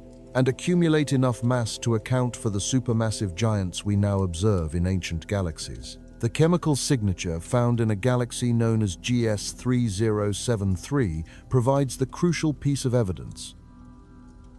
Normal stars produce elements in certain, predictable ratios, but the ratios observed in this galaxy do not align with those models. There is a notable excess of nitrogen relative to oxygen, an imbalance that no known population of stars can explain. The one exception, however, would be monster stars. Their extreme internal conditions would have driven unusual nuclear reactions, forging elements in different proportions and leaving behind fingerprints unlike anything created by modern stars. The chemical anomaly in GS 3073 is a match for the predicted pollution from these ancient giants. This discovery represents the first observational evidence that such titans ever existed. Until this finding, monster stars were purely theoretical constructs, proposed by scientists to solve the problem of rapid black hole growth and predicted by complex simulations, but they had never been detected. The observation of GS 3073 changes that narrative. The galaxy is situated 13 billion light-years away, meaning we are observing it as it was in the very early universe. The monster stars themselves are long gone, having collapsed into black holes billions of years ago. Yet their chemical legacy endures, imprinted on the surrounding gas and preserved in the abundances of elements, waiting for an instrument like the James Webb Space Telescope to decode it. This is much like how dinosaur fossils reveal the nature of prehistoric life. These chemical fossils tell the story of prehistoric stars, an extinct species that once dominated its era giants that shaped the course of cosmic evolution before vanishing completely. While they lived, monster stars would have been a spectacular sight, blazing thousands of times more brightly than ordinary stars. They would have outshone entire regions of their host galaxies, while pumping out immense amounts of ultraviolet radiation. This energy would have ionized the surrounding gas, carving out vast, bubble-like structures within the cosmic web. Their short lives would have also been violent ones. Powerful stellar winds would have carried mass outward, while intense pulsations shook the entire star. Occasional eruptions would have ejected vast quantities of material into space. The whole object was barely stable, locked in a constant struggle against its own gravitational collapse. When they finally did collapse, they would have disappeared almost instantly. The event horizon would form, a singularity would emerge, and the star would effectively cease to exist in normal spacetime. All that would remain is a black hole and a chemical signature. Those black holes are still with us today, having grown much larger through mergers and accretion. They lie hidden deep inside galactic centers, contributing to the population of supermassive monsters that James Webb now observes throughout the early universe. These monster stars were the dinosaurs of the cosmic past, enormous, primitive, and now gone forever, but their legacy remains written in the light from distant stars. At a time just 570 million years after the Big Bang, a black hole is actively feeding. This object sits within the galaxy CANU CSSLR-DZ8. 6.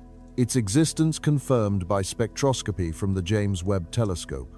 It is actively growing by consuming gas from its surroundings, and it shines brightly as it feeds. This particular black hole exists when the universe had barely begun its journey, and its timing creates significant problems for our understanding. Black holes are known to grow from smaller seeds, such as the stellar mass black holes that form from dying stars.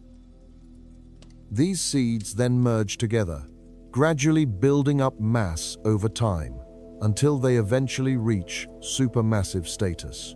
The process requires time, at a minimum hundreds of millions of years, but often billions.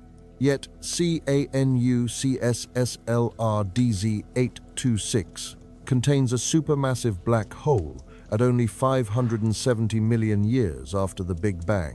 The timeline simply does not seem to work, as not enough time appears to have passed for normal growth processes to operate. Nevertheless, the black hole is there, massive and actively feeding. Nicholas Martis, a researcher at the University of Ljubljana, analyzed the spectroscopy data. His description of the findings highlighted the central problem. He reported that the spectral features revealed by Webb provided clear signs of an accreting black hole at the galaxy's center. The data shows matter spiraling inward and energy pouring outward, unmistakable signs of active consumption. The intriguing detail is that the black hole is overmassive in proportion to its host galaxy. Ordinarily, the mass of a supermassive black hole correlates tightly with the mass of its host galaxy, with bigger galaxies hosting bigger black holes. This relationship is well established. CANUCSSLRDZ86 appears to break this rule. Its black hole weighs too much for the galaxy it inhabits, suggesting it grew too large, too fast, and came to dominate the system before the galaxy itself could catch up. This observation points to the possibility that in the early universe, black holes grew faster than their host galaxies, a reversal of the relationship we see today. This discovery also connects to the mysterious population of objects known as little red dots. The galaxy belongs to this group of small, red, and compact systems that harbor active black holes. The James Webb Telescope is finding them throughout the early universe, and each one presents a challenge to our understanding of black hole growth. The process of a black hole feeding releases tremendous amounts of energy. This energy then influences the surrounding galaxy, heating up gas, driving powerful winds, and either suppressing star formation in some regions or triggering it in others.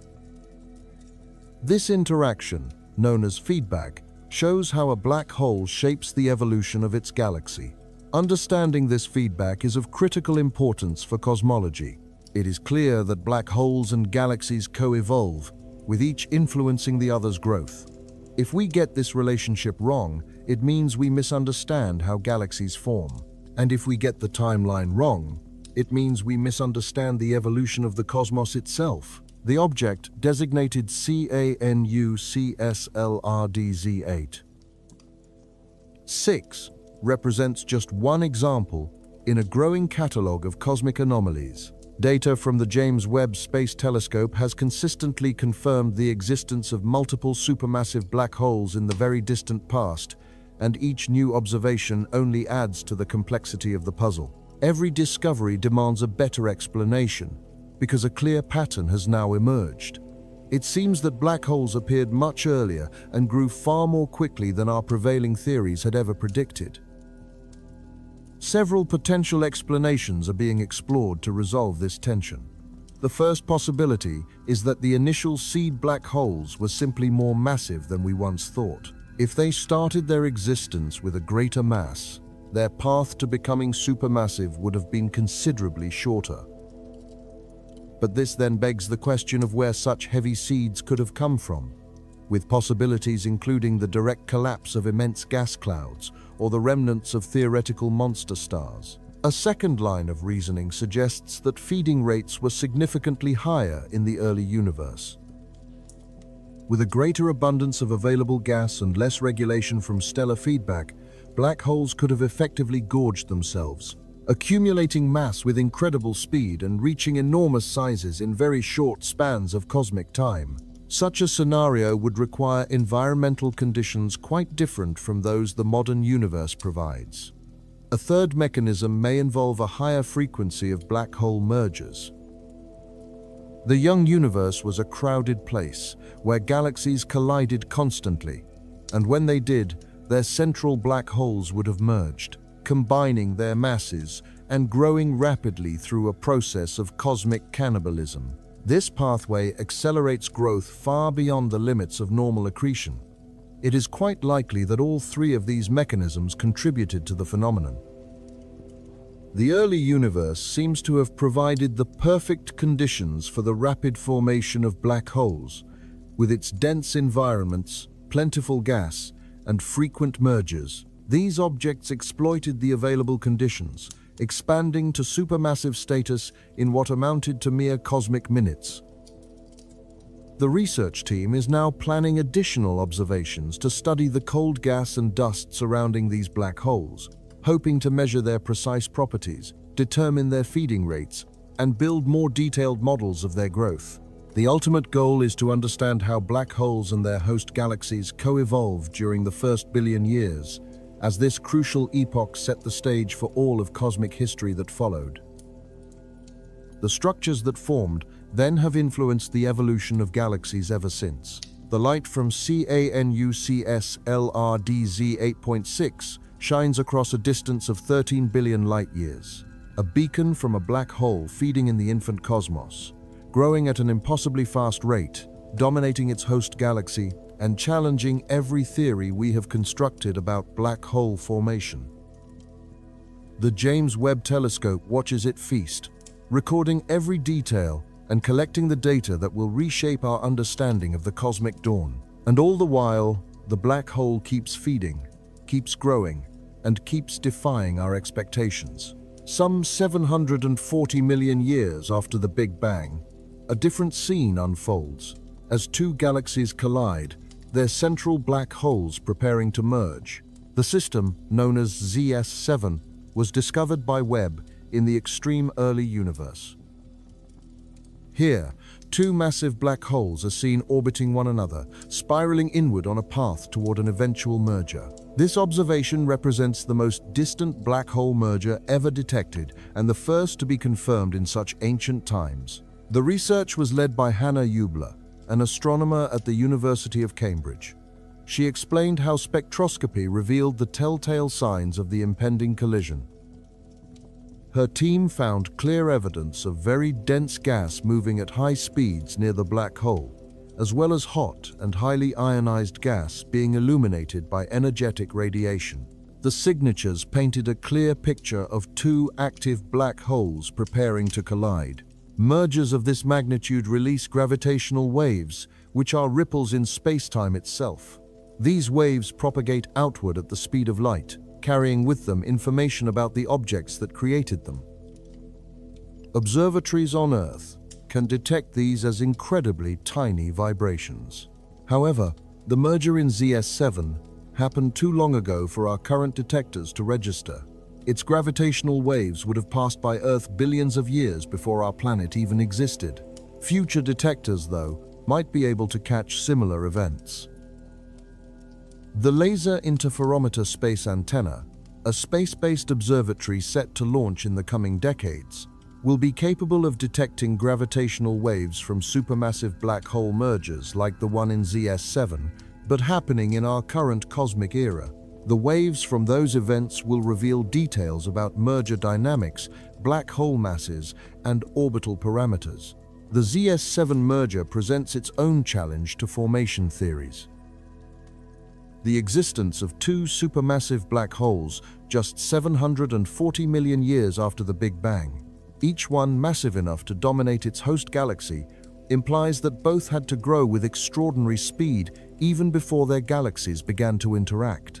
This requires even faster growth rates than those needed for single early black holes. Yet the merger process itself offers a solution. When black holes combine, their masses are added together. Two 1 million solar mass black holes can become a single 2 million solar mass object almost instantly. This process bypasses the slow, gradual nature of accretion and provides an immediate increase in mass. A series of such mergers could build a supermassive black hole very quickly. This mechanism might be the key to explaining the early supermassive black holes. Perhaps they did not grow from single seeds through gradual feeding, but were instead built from many smaller black holes merging repeatedly. With each collision, the mass could have doubled, eventually reaching supermassive status after a sufficient number of mergers. The crowded environment of the early universe would have provided the perfect arena for such a process, with frequent galaxy collisions leading to frequent black hole mergers and rapid growth.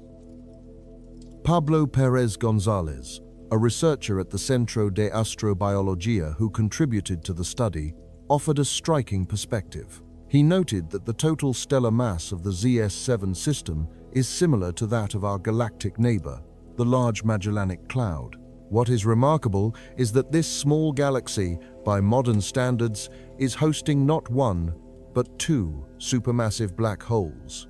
The contrast is profound.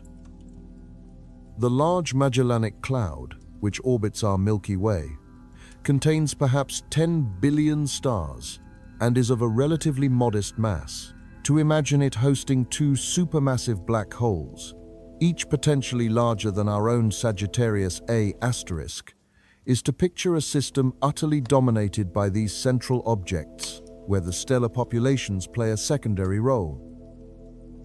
Z-7 appears to operate under precisely these conditions, where the black holes are the primary players and the stars serve mainly as a backdrop, a galaxy existing as fuel for its central monsters. When these two black holes finally merge, the event will be catastrophic. Gravitational waves will ripple through space-time, releasing an amount of energy equivalent to millions of stellar explosions in a matter of seconds. The newly merged black hole might recoil from the force of the collision, possibly being kicked out of the galaxy entirely to race through intergalactic space as a rogue object. Alternatively, the merged black hole could remain, settling into the new galactic center to continue feeding and growing even larger, eventually becoming the kind of supermassive black hole we observe in the cores of modern galaxies. The merger also profoundly affects the host galaxies. Gas is shocked and compressed, which can trigger bursts of star formation in some regions while quenching it in others. The galaxies themselves will likely merge into one, their stellar populations mixing to create a new, larger galaxy. This new entity will bear the scars of its violent birth, with a disturbed structure and unusual stellar orbits that serve as signs of its past trauma. Hubler summarized the implications of their findings, suggesting that merging is an important pathway for the rapid growth of black holes, even at the cosmic dawn. The picture that emerges is one where the early universe assembled its grand structures through a series of collisions, a time when galaxies merged and their central black holes merged right along with them. The universe began in an era of cosmic violence, where everything collided in a state of chaos. Our modern cosmos, by comparison, seems far more serene. As space itself has expanded, the galaxies have drifted apart, making collisions a much rarer occurrence. That frantic period of galactic mergers concluded eons ago, yet its profound legacy endures. The supermassive black holes at the centers of today's galaxies, the vast elliptical galaxies forged from these mergers, and the clouds of gas enriched with heavy elements are all artifacts of that ancient, violent past. The object known as Z-7 offers a glimpse of this violence in progress. It reveals two black holes spiraling toward an inevitable merger and two galaxies in the midst of a collision. From this primordial chaos, a single future system is being born. The James Webb Space Telescope recorded this event, frozen in time by the light that departed Z-7 13 billion years in the past. This ancient light shows us the authentic nature of the early universe, a place of violence, chaos, and constant merging. While the collision continues in real time, 13 billion light-years from us, the black holes themselves have long since combined. The new, unified system exists today, but we are only able to see this single moment from the past, captured by light from a distant epoch. A supermassive black hole is hurtling through the cosmos at a speed of 2.2 million miles per hour. This object, confirmed by the James Webb Telescope, is a runaway monster that has been ejected from its home galaxy, now streaking through space like a cannonball shot from gravitational upheaval. It stands as the first confirmed observation of a runaway supermassive black hole. The velocity is truly staggering. 2.2 million mph is equivalent to about 1,000 kilometers per second, or 1/3 of 1% of the speed of light. At such a speed, it could traverse the distance between Earth and our closest neighboring star in only 4 years. This is an almost incomprehensible velocity for an object millions of times more massive than our own Sun. The question arises, What kind of force could possibly launch a supermassive black hole like a projectile? The answer lies in the physics of galactic mergers. When a pair of galaxies collide, their central black holes are drawn toward each other. They enter into a spiral, orbit one another, and ultimately merge into one. This process of merging releases powerful gravitational waves, which carry momentum away from the event. If these waves happen to be emitted asymmetrically, they can create a net push on the newly merged black hole in a single direction, acting like a gravitational rocket engine. This propulsive force can be immense, powerful enough to eject the black hole from its galaxy entirely. It can be launched into the void at millions of miles per hour, destined to roam through intergalactic space. This phenomenon is known as a gravitational wave recoil kick. The runaway black hole leaves a trail of evidence in its path. As it tears through the cosmos, it plows into clouds of gas, compressing and heating the material. This compression triggers the formation of new stars in its wake, creating a distinct trail of young stars that marks its journey. It is, in effect, a contrail stretching across the universe. The James Webb Telescope detected this very contrail, a long stream of stellar nurseries that follows the black hole's trajectory. Each of these nurseries is aglow with the light of infant stars, hot, blue, and recently ignited. The trail itself points back toward the black hole's original home, tracing its escape route over millions of light years. This discovery is a truly mind-bending one. A black hole with enough mass to dominate an entire galaxy, moving fast enough to break free from all gravitational ties, is leaving a wake of new star formation across the intergalactic void. While the scenario might sound like something from science fiction, the James Webb Telescope has proven it to be scientific fact. The black hole continues its journey and will likely wander through the darkness for billions of years.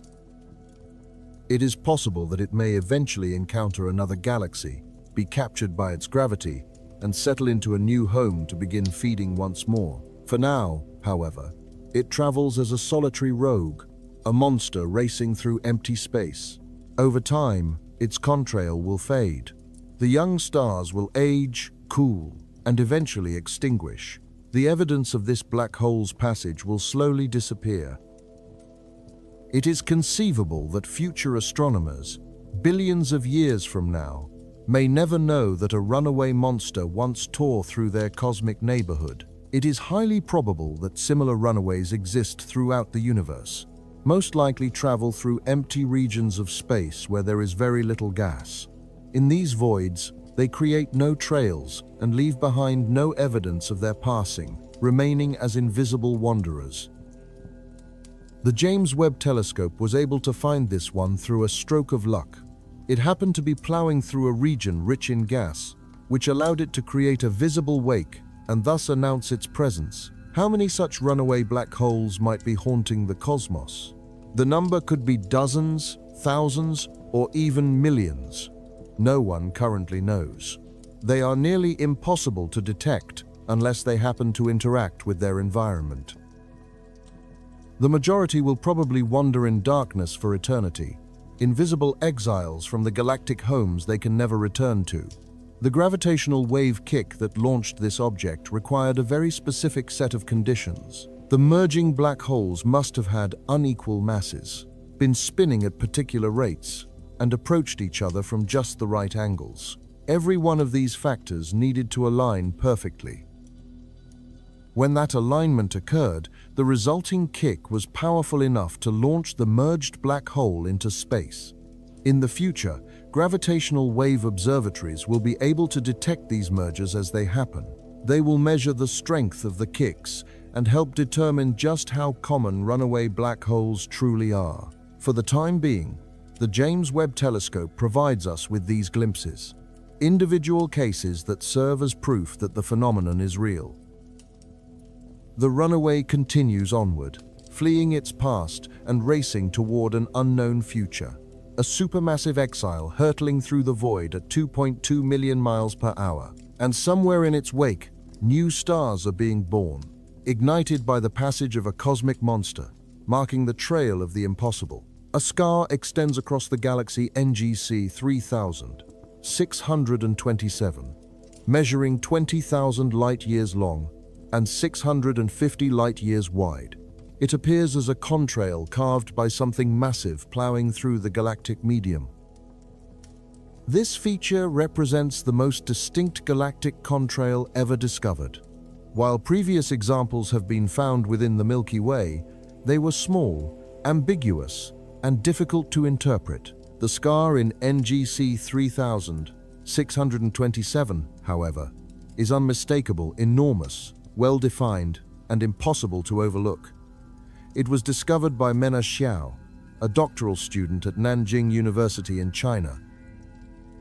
The discovery was made during an analysis of survey data, which included images from multiple telescopes, among them the James Webb. The contrail stood out as an unusual linear structure, one that was too narrow, too long, and too peculiar to be a natural galactic feature.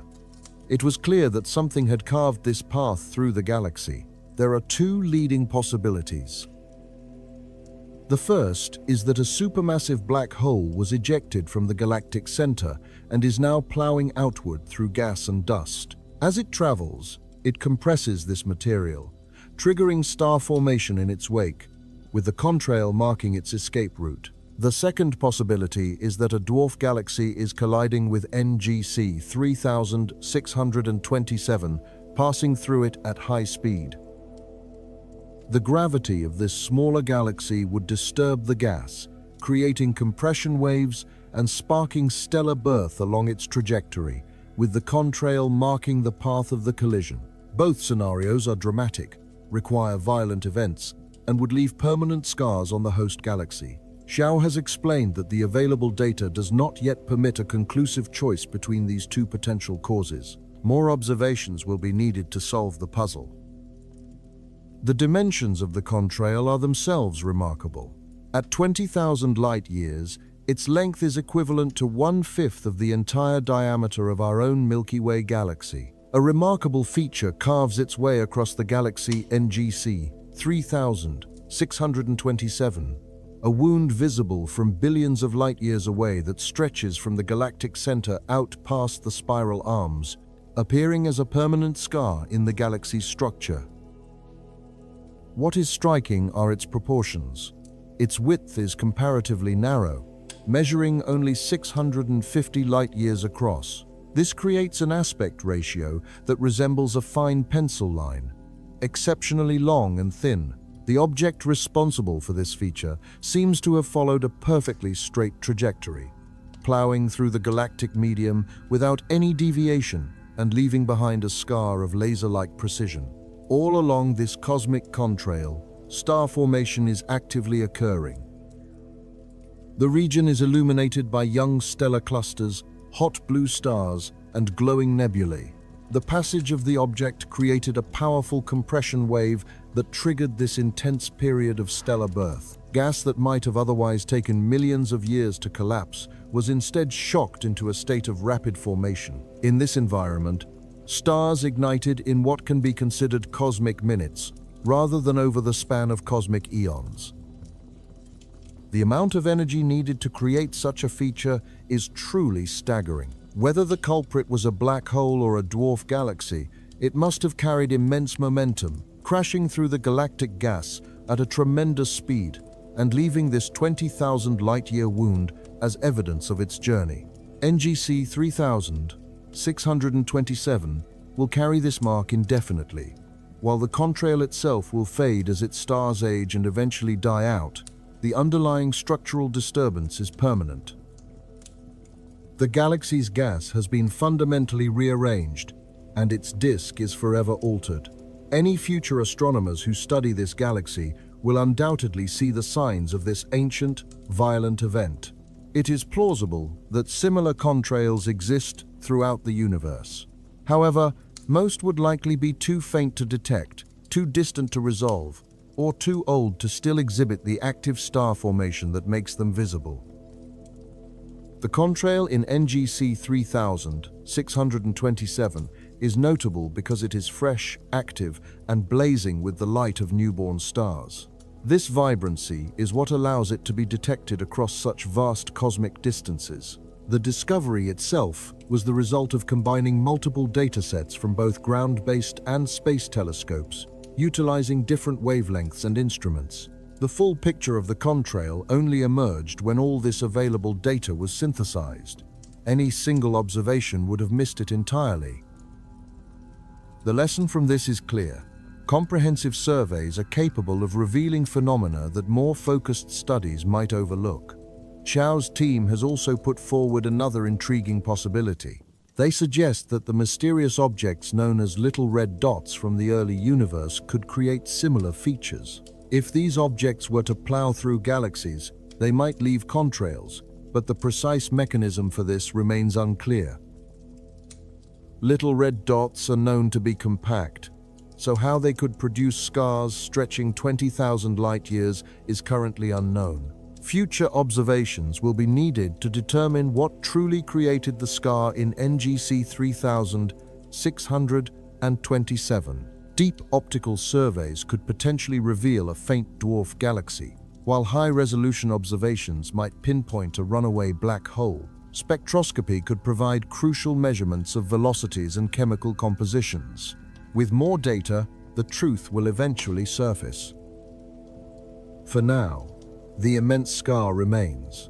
A 20,000 light-year wound providing evidence of cosmic violence and proof that galaxies can suffer injuries that never completely heal. Something truly massive tore through NGC 3627, leaving destruction in its wake, carving a permanent reminder of its passage before moving on. Today, that scar glows with the light of young stars, transforming marks of trauma into stellar nurseries, a kind of beauty born from violence and life emerging from destruction.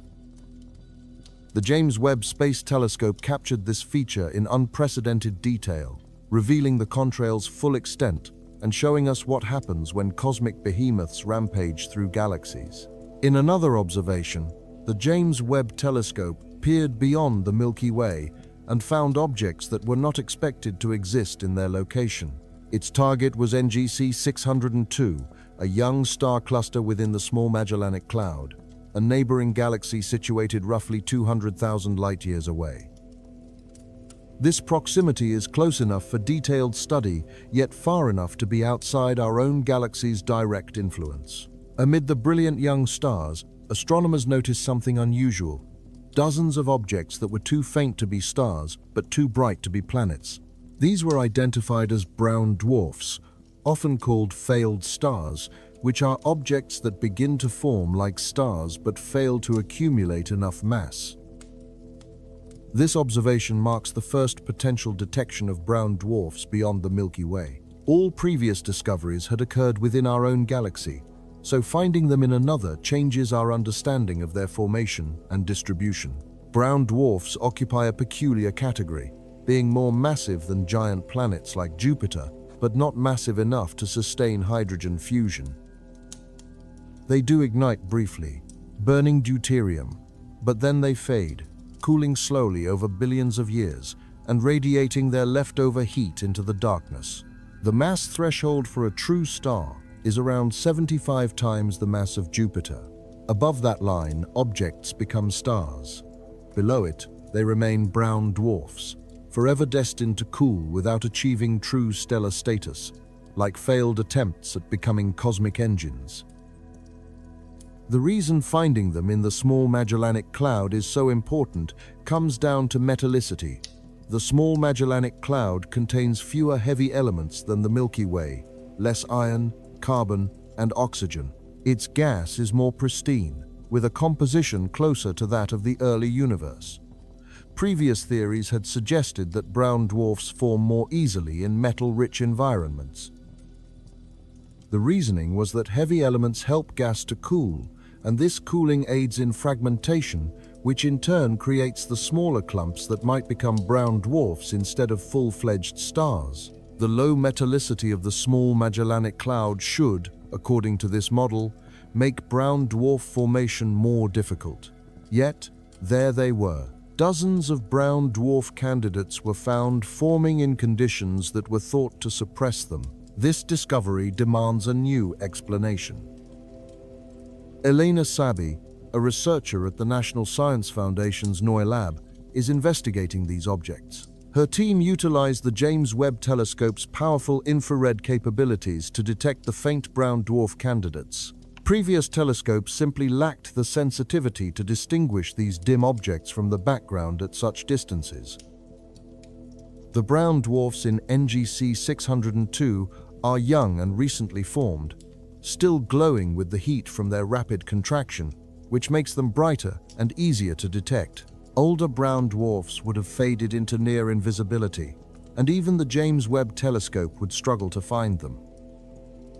If these detections are confirmed, they will reveal that the formation of brown dwarfs is a more universal process than previously thought, occurring across different environments, metallicities, and galactic conditions. The process appears to be robust, adaptable, and common throughout the cosmos.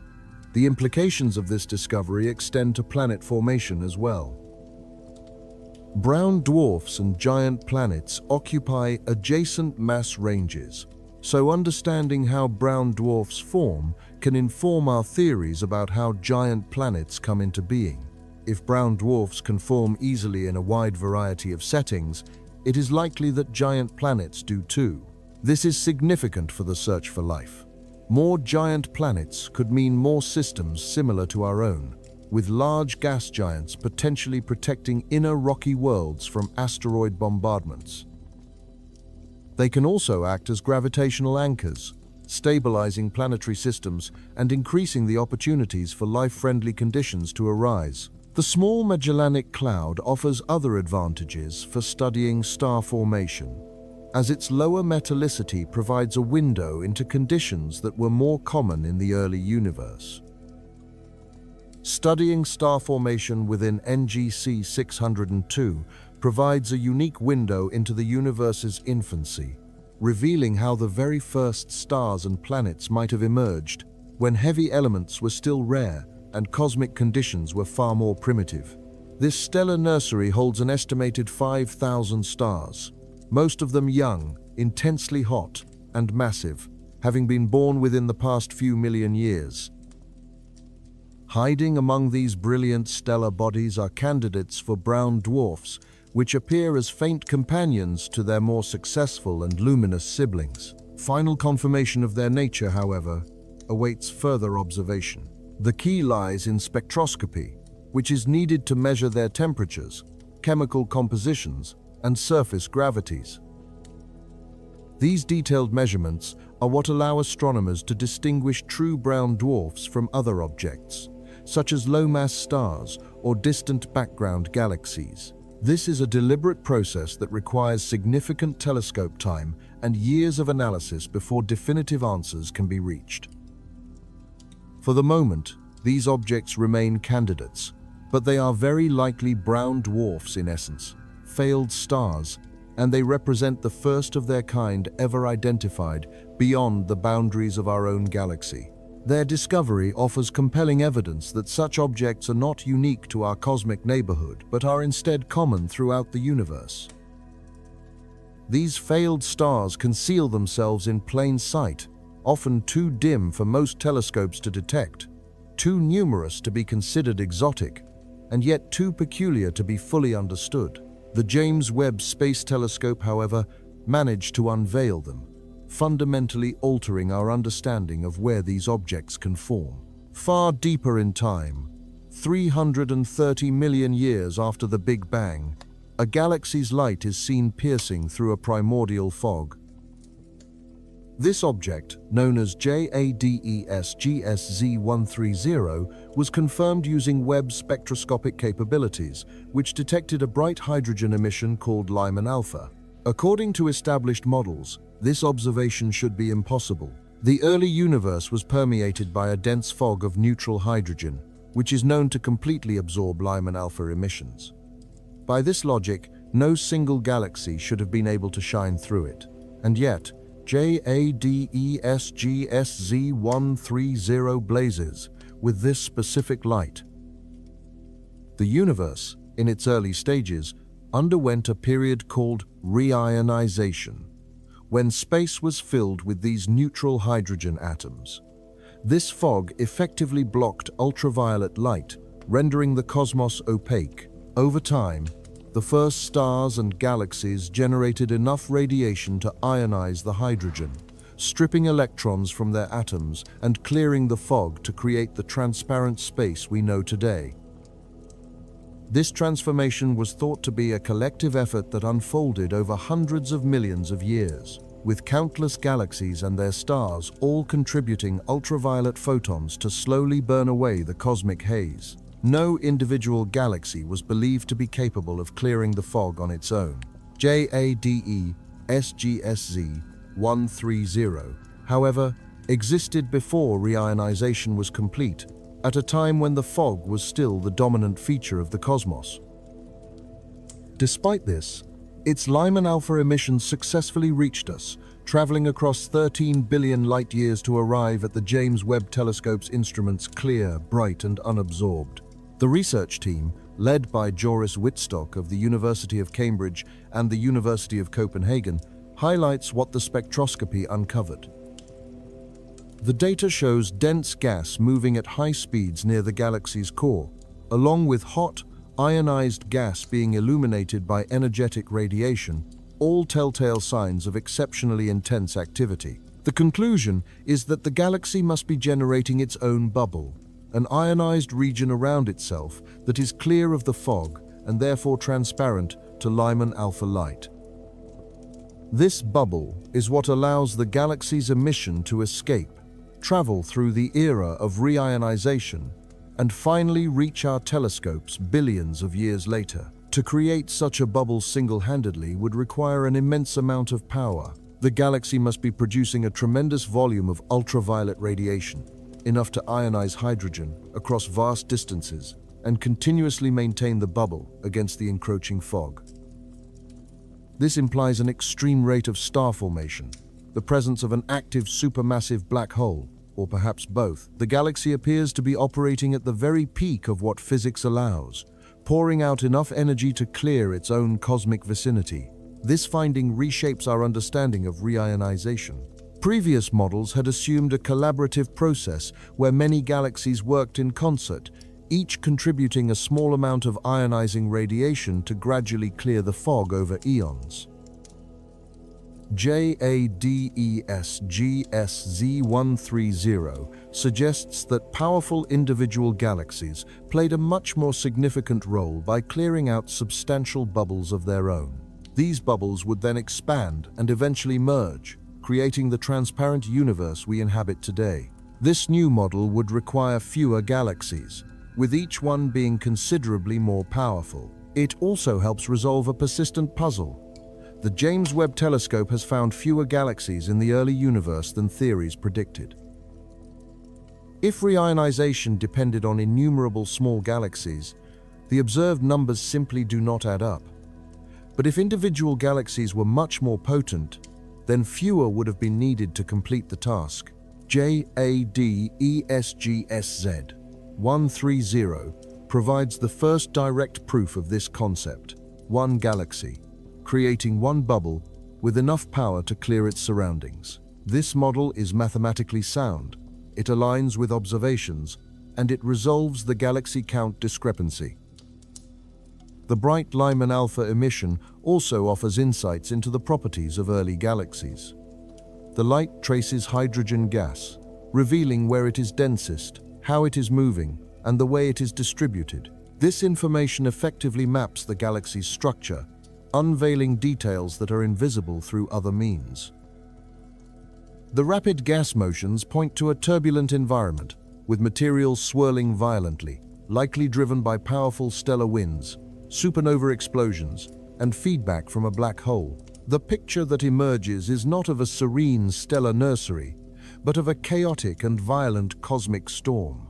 Before and during reionization, the neutral hydrogen fog acted like colored glass, filtering out specific wavelengths and blocking ultraviolet light.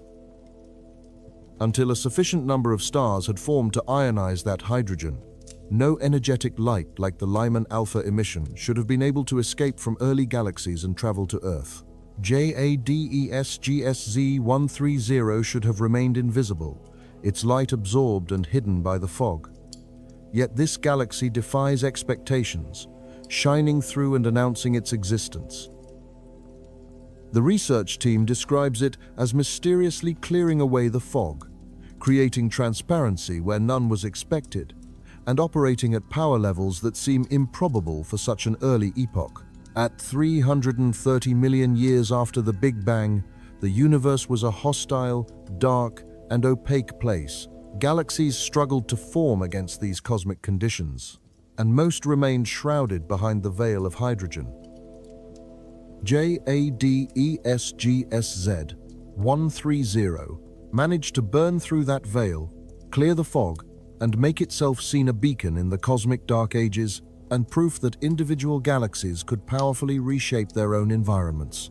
When we gather all these observations together, a broader pattern begins to emerge. Galaxies appear to form more rapidly than our theories predict. Black holes seem to grow faster than our models allow. Stars assemble more quickly than physics would seem to permit. It appears that everything in the early universe was operating in fast forward, as if the cosmic film were playing at double speed. This stands in contrast to the standard model of galaxy formation, which describes a slow, methodical process where gas collapses under gravity to form small clumps, which then merge over billions of years to create larger structures. The accepted timeline for cosmic evolution once seemed perfectly clear. Galaxies would gradually reach their mature state, developing elegant spiral arms and accumulating immense populations of stars to form the structures we observe in the present-day universe. This narrative aligned beautifully with computer simulations and explained the observations gathered by instruments like Hubble, offering a cohesive story of how the cosmos grew up. But when the James Webb Space Telescope peered deeper into the past, it discovered galaxies that were already fully formed at a time when they should have been in their infancy. The established timeline was completely overturned. A galaxy named Alaknanda, for instance, managed to assemble 10 billion solar masses in just a few 100 million years.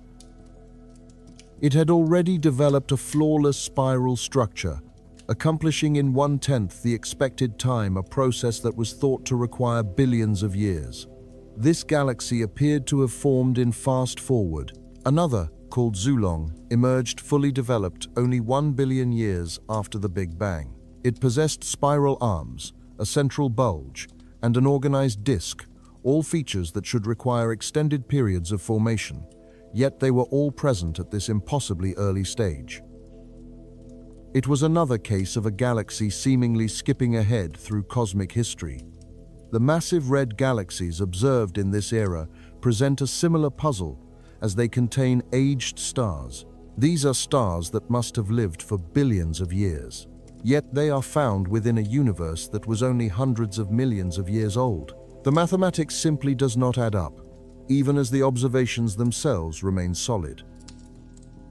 Supermassive black holes make their appearance just 500 million years after the Big Bang.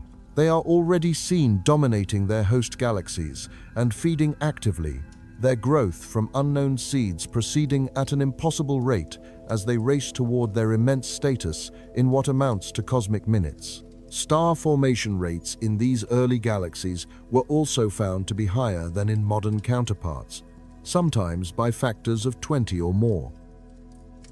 The available gas was being converted into stars with an astonishing efficiency.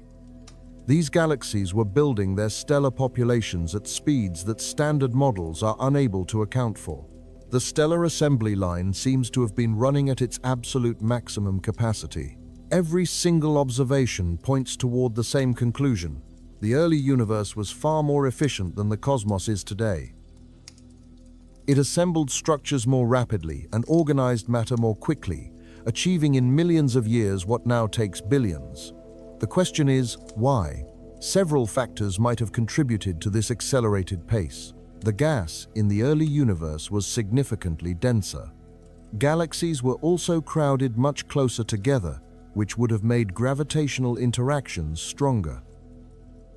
These conditions could have accelerated all cosmic processes, making formation faster and enabling the rapid assembly of large structures. As James Webb continues to observe, another factor becomes clear. The early universe was also deficient in heavy elements, composed almost entirely of pristine hydrogen and helium. This fundamental difference changes the cooling rates of gas clouds and affects how they fragment, which might have allowed larger structures to form directly. This could have enabled them to skip intermediate steps and reach maturity much faster. It is also possible that dark matter behaved differently than our simulations predict. Perhaps it clumped more efficiently in the early cosmic epochs, providing stronger gravitational wells for normal matter to fall into. This would have accelerated galaxy formation beyond what current models can calculate. Or maybe our fundamental understanding of star formation itself is incomplete.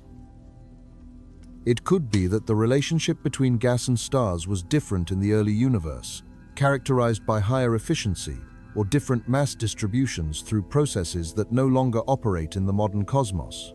A distinct pattern emerges across all of these observations.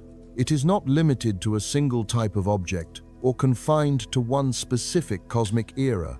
Everything appears to have formed faster and grown quicker. The entire early universe seems to have operated at an accelerated pace. This reality demands a significant theoretical revision. Models of galaxy formation will need major adjustments. The physics of star formation requires critical updates, and the timelines for black hole growth must be completely rewritten. The standard framework of cosmology needs modification from top to bottom. Some astronomers have even suggested more radical changes are in order. Perhaps the standard model of cosmology itself is flawed. It could be that dark energy behaves differently than has been assumed, or that the expansion rate of the universe varied more than our calculations suggest. Such changes would send ripples through all cosmic timelines. Most scientists, however, prefer more conservative solutions. They seek to adjust parameters within existing frameworks, perhaps by tweaking star formation efficiency, modifying merger rates, or increasing gas density in their models. These are small changes designed to preserve the overall picture while still matching the new observations. But the concern is that small changes may not be enough. James Webb continues to find galaxies that push the boundaries even further. Each new observation seems to demand more adjustments, more parameter tweaking, and more special pleading to make the models fit. Eventually, the entire framework might collapse under the weight of these accumulated modifications. The fact that the early universe assembled itself in fast forward is an observational reality. Explaining how this happened will require theoretical innovation, either within our existing frameworks or through the development of revolutionary new models. The James Webb Telescope provides the observations, showing us what truly occurred. Now, it is up to the theorists to explain it. It is as if the cosmic film is playing at double speed, and no one yet knows how to adjust the projector to match our expectations. An equally profound mystery is how delicate structures manage to persist through such chaos. This simply should not have happened. Spiral arms are fragile phenomena, best understood as density waves propagating through galactic disks. They are maintained by a precise gravitational choreography and are easily disrupted by external perturbations. A major galaxy merger, for instance, would destroy them instantly. The mathematics on this point is unambiguous. Collisions smear delicate spiral structures into featureless elliptical galaxies. The early universe was an era defined by frequent and violent collisions. Galaxies were packed closely together, and mergers were a constant feature of the cosmic landscape. Dwarf galaxies were smashing into each other, while larger galaxies were cannibalizing their smaller neighbors. It was a time when violence dominated cosmic evolution. In such an environment, spiral structures should have had no chance of surviving. And yet, we now know that over 1,600 spiral galaxies existed in the early universe. They display delicate arms, perfect symmetry, and undisturbed structures. They somehow survived the epoch of collisions and maintained their organization in the midst of chaos. One example is particularly remarkable. Mentioned briefly in research about early disk galaxies is a spiral galaxy located in a busy, crowded region of space. Its location strongly suggests that it must have experienced collisions or mergers. Despite this, its spiral structure remains pristine. The arms show no signs of disruption and no evidence of recent violence. Standard merger models predict utter destruction in such a case. When two galaxies collide, tidal forces stretch out their spiral arms. Gravitational interactions twist them into disarray, causing the delicate density waves to dissipate. The stars are scattered into broader, more random distributions. The end result is an elliptical galaxy, a featureless object lacking any discernible structure. This process is well documented in the modern universe. We can observe elliptical galaxies and know that they formed from mergers. We can simulate the process in computers, watching as virtual spiral galaxies collide. We can see their arms being destroyed and witness the formation of an elliptical galaxy. The physics works perfectly for modern collisions.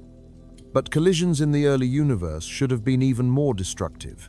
They would have involved higher velocities, more frequent encounters, and stronger perturbations. Spiral arms should have been even more vulnerable, and yet, somehow, they survived. A few possible explanations exist, but none of them are fully satisfying. Perhaps early spiral galaxies were simply more robust, with denser stellar disks and stronger self-gravity that made them better able to resist tidal disruption. This would require early galaxies to have different properties than our models predict. Another possibility is that the mergers occurred at very particular angles. Head-on collisions are known to destroy structure, but it is conceivable that glancing impacts might have preserved it. An intriguing puzzle emerges from the fact that so many early galaxies display delicate spiral arms. If the frequent mergers of that era were primarily glancing encounters rather than direct collisions, these structures might have been spared, yet such a scenario depends on an unlikely coincidence repeated across hundreds of individual galaxies. The composition of these young galaxies could be a crucial factor. Early cosmic systems held significantly more gas, and this gas may have served as a damping agent, absorbing the energy from disturbances and helping structures to reform after being perturbed.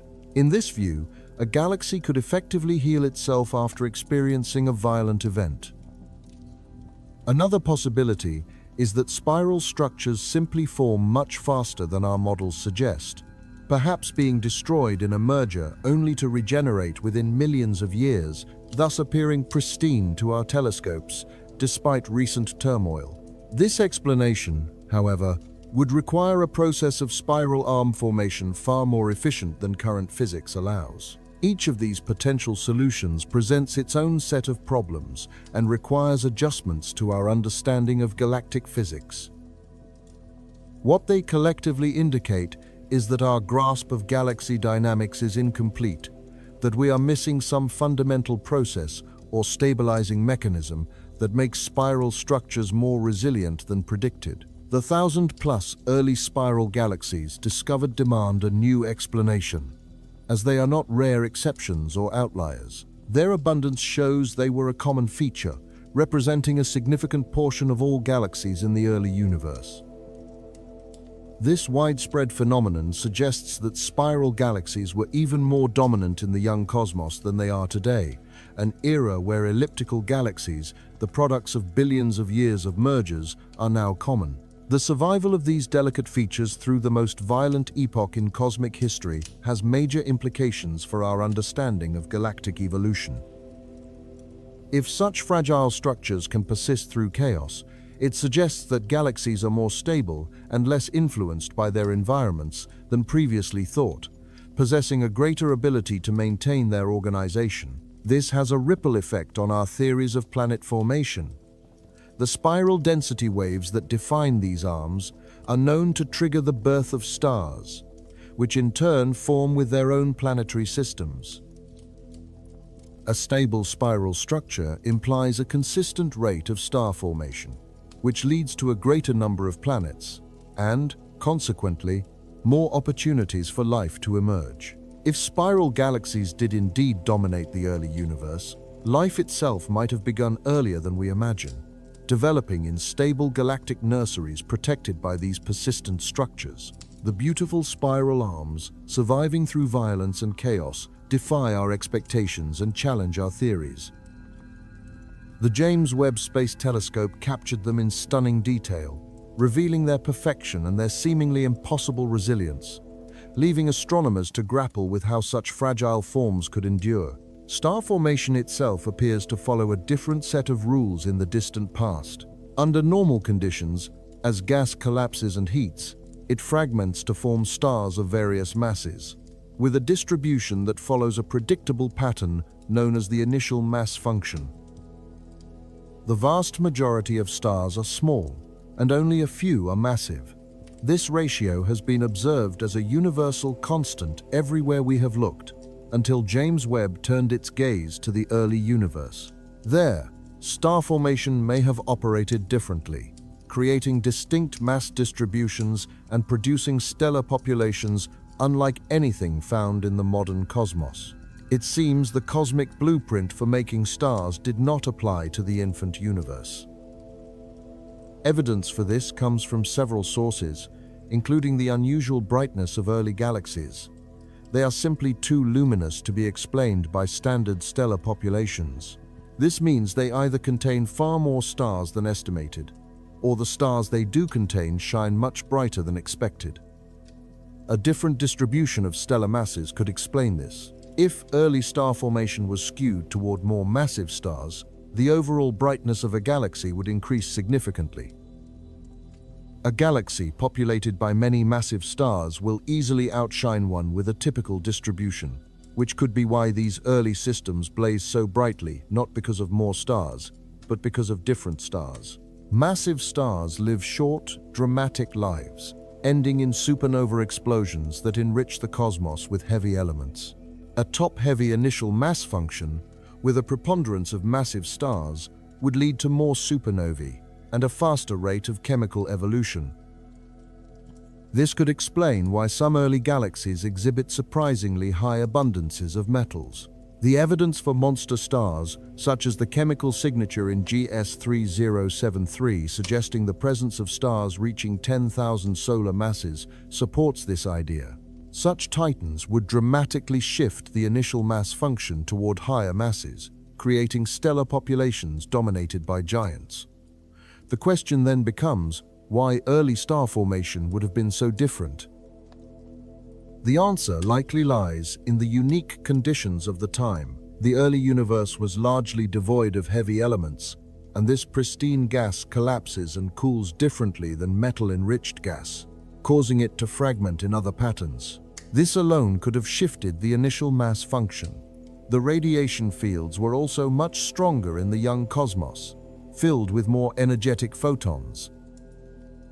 These photons would have heated the gas, preventing smaller fragments from collapsing under their own gravity. Only the largest, most massive clumps of gas could have survived this environment to form stars, naturally favoring the creation of giants over dwarfs. Furthermore, gas density was higher throughout the early universe. Denser gas leads to stronger gravity, which in turn causes faster collapse. A more rapid collapse allows less time for fragmentation, resulting in fewer small stars and more massive ones. The combination of all these factors could have fundamentally altered the process of star formation, creating the unusual properties that James Webb is now detecting in the first galaxies. This carries profound implications for cosmology. If star formation operated under a different set of principles, we cannot use modern observations to understand the era of cosmic dawn. Extrapolating backward from the present day will not work. Chemical evolution would have been accelerated by a top-heavy initial mass function, as more massive stars mean more supernovae and a faster production of heavy elements. This might be why some early galaxies appear chemically mature far sooner than expected. Planet formation, too, might have been different, taking place in the unique radiation environments and heavy element distributions created by massive stars. This altered initial mass function was likely a temporary phase. As the universe aged, conditions changed. Heavy elements accumulated, radiation fields weakened, and gas density dropped. Gradually, star formation would have shifted toward the modern distribution we see today. This implies a transition period, an era when the rules of star birth changed from the early top-heavy pattern to the one we know. Identifying this transition, perhaps already hidden within James Webb's data awaiting analysis, would help us pinpoint exactly when and how this fundamental shift occurred. To truly understand early star formation, we must be prepared to abandon assumptions based on the modern universe, accepting that the physics and the rules were once very different. The results were not consistent, which means we cannot presume a universal model for how the cosmos developed. Stars in the distant past were not formed according to the contemporary blueprint. They gave rise to populations unlike any we find nearby. These early stars operated under physical circumstances that no longer prevail, leading to the unusual properties the James Webb Telescope now observes across the early universe. It seems the cosmic design itself was still being drafted. The process of star formation was more experimental, testing out different methods before arriving at the patterns familiar to us today. In those initial moments, however, the governing principles were different, and the stars born from them were a reflection of those alternate rules. Dark matter is the substance thought to hold the universe together. It is an invisible scaffolding, estimated to be 5 times more abundant than ordinary matter, that provides the gravitational wells for galaxies to coalesce. Its presence is considered essential to the formation of all cosmic structure. The theory itself is robust, supported by a wide range of observations, and required by cosmological simulations. Yet, the James Webb Telescope is discovering galaxies that simply should not exist if this theory is entirely correct. They appear to have formed too soon, grown too massive, and become too organized for the time they inhabited. The dark matter structures they would have needed were not supposed to be ready. There is a fundamental mismatch in the timing. The necessary framework had not yet been assembled. A galaxy catalogued as ZVU DS 7329 perfectly illustrates this dilemma. It is a massive galaxy observed just 800 million years after the Big Bang. Dark matter halos of that immense size should not have been possible at such an early stage. They would have required far more time to accumulate, and yet the galaxy formed regardless. This perplexing pattern is not an isolated case. It repeats throughout the Webb telescope's observations. The images are filled with massive early galaxies, each one demanding a dark matter foundation that was theoretically not yet available. Every one of these objects exists in defiance of what our models predict. As this body of evidence grows, 3 main possibilities begin to take shape. The first is that dark matter clumps together more rapidly than our simulations suggest. It might be that dark matter particles interact with themselves. Such self-interaction could speed up the clumping process, allowing halos to form earlier than models based on non-interacting particles would permit. This idea would preserve the concept of dark matter while adjusting its behavior. A second possibility is that the initial density fluctuations in the primordial universe were larger than we have assumed. If the primordial seeds were bigger, they would naturally grow faster. They could reach the necessary size to host a galaxy much earlier, accounting for what we see. This explanation keeps the growth model intact, but alters the starting conditions. The third possibility is that dark matter does not provide the structural scaffolding we believe it does. Perhaps galaxies can form without it, or with less of it, or through entirely different mechanisms. This is the prospect that deeply concerns cosmologists. Dark matter is a foundational element of their field. Removing it would cause the collapse of modern cosmology. For this reason, Most astronomers favor the first two options. These represent adjustments within the existing dark matter paradigm, either by modifying its properties or by altering the initial conditions. Both approaches would preserve the overall framework while attempting to align it with the new observations. But there are limits to how much a theory can be adjusted. Each new discovery seems to require more fine-tuning, more modifications to parameters, and more special conditions. A point can be reached where the accumulated tweaks make the model feel contrived and less plausible. Some scientists are exploring alternative theories of gravity, such as modified Newtonian dynamics. These other approaches seek to eliminate the need for dark matter entirely, explaining galactic dynamics by modifying gravity itself instead of adding invisible mass. However, these alternative theories have their own difficulties in explaining other key observations, like the cosmic microwave background, large-scale structure, and gravitational lensing. The problem of early galaxies is not the only challenge to the dark matter model. Other observations have also created tension. These include the core cusp problem, the missing satellites problem, and the too big to fail problem. In essence, dark matter simulations predict certain phenomena we do not see and fail to predict others that we do. While each of these issues might have an individual solution by adjusting stellar feedback, modifying halo properties, or invoking environmental factors, the solutions, when taken together, become exceedingly complex. The model acquires many moving parts and numerous free parameters. The elegant simplicity that once made dark matter so appealing begins to fade. The observations from the James Webb Telescope only intensify this pressure. Every impossibly early galaxy adds to the weight of contradictory evidence. Each unexpectedly massive black hole adds another layer to the puzzle. The evidence continues to mount that something is fundamentally wrong with our current understanding.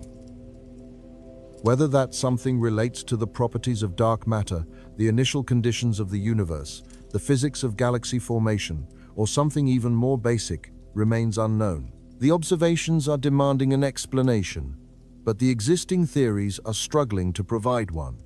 The theoretical grip of dark matter on cosmic structure is weakening. It is not gone, nor has it been disproven, but its certainty has been loosened, and it is now subject to more questioning. The invisible scaffolding of the cosmos might need to be reconstructed, or perhaps even replaced. The universe appears to have assembled itself faster than dark matter should have permitted. Galaxies formed before their halos were supposedly ready. Black holes grew to enormous sizes before their seeds could have plausibly matured. Everything seems to have happened too quickly for the standard dark matter timeline. This implies that either the timeline is incorrect or the role we have assigned to dark matter is wrong. In either case, a fundamental revision to our models is needed. These observations will not disappear. The James Webb Telescope continues to find more impossible galaxies, more early structures, and more evidence that challenges the orthodoxy of dark matter. Cosmologists are now faced with uncomfortable questions, questions that threaten the very foundation of modern cosmology. These questions demand answers that go beyond simple parameter adjustments or special pleading. In our theories, dark matter held the universe together. In reality, the universe seems to have assembled itself without waiting for dark matter's permission. The invisible framework might be real, but it may not function in the way we have imagined. It might not control cosmic evolution as completely as our models suggest. It might play an entirely different role than the one we have assigned to it. The James Webb Telescope reveals the problems. It shows us where our theories are failing and exposes the gaps in our comprehension. Now, the task for cosmologists is to rebuild, modify, adjust, or perhaps revolutionize our understanding. The data demands it.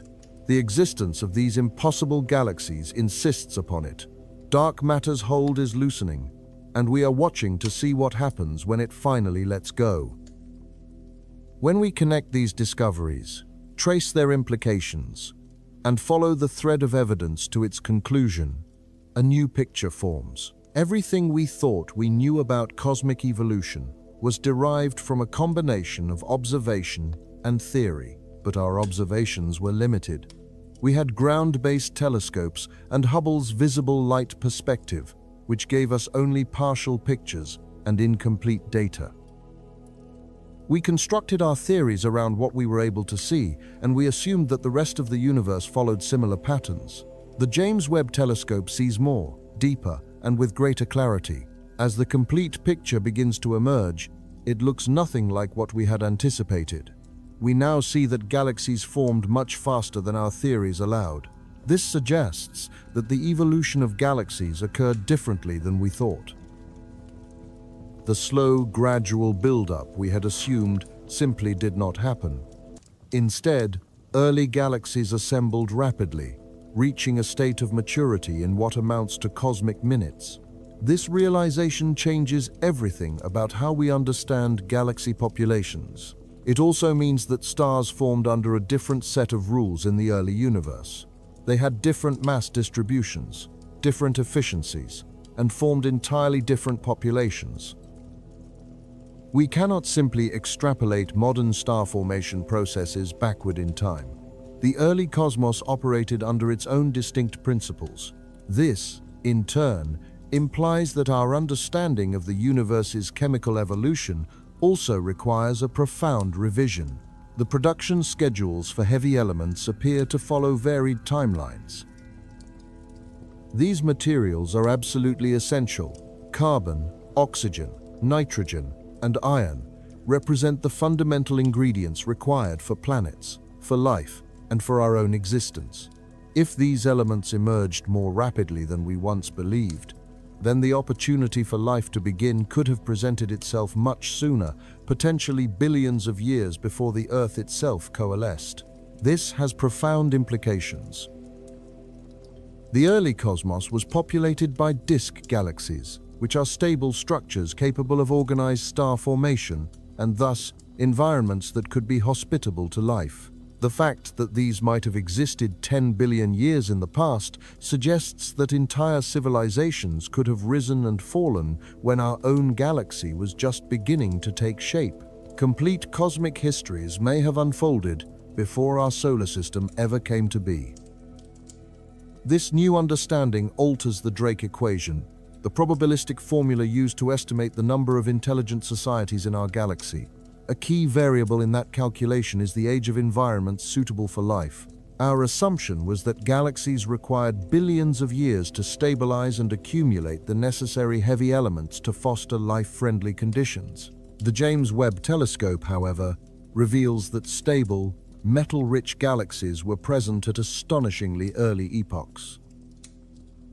A longer time frame provides more opportunities, which means more planetary systems, more chances for life to take hold, and a greater number of potential civilizations. The universe's biological history might be far older than its cosmic history would suggest. It's possible that life has had 13 billion years to develop, not the 8 or 9 billion years we had previously calculated. This, however, raises a difficult question. Where is everyone? If civilizations did arise billions of years ago, where are the remnants of their existence? The absence of any evidence of ancient intelligence only intensifies the Fermi paradox, making the cosmic silence feel more perplexing and even ominous. The rapid assembly of these cosmic structures also has a significant impact on our cosmological models. The precise role of dark matter in this process becomes less certain. The expansion history of the universe might deviate from our calculations, and even the accepted age of the universe may need to be adjusted. Everything is interconnected. When one piece of the puzzle changes, others must shift in response. The appearance of black holes so early in the universe's timeline points to their having a much larger role in galactic evolution than we had appreciated. Their feedback mechanisms actively shape the process of star formation. The energy released when they merge is immense, and their continual growth influences all the matter in their vicinity. To truly understand galaxies, we must first understand their central black holes, starting from the earliest moments of cosmic time.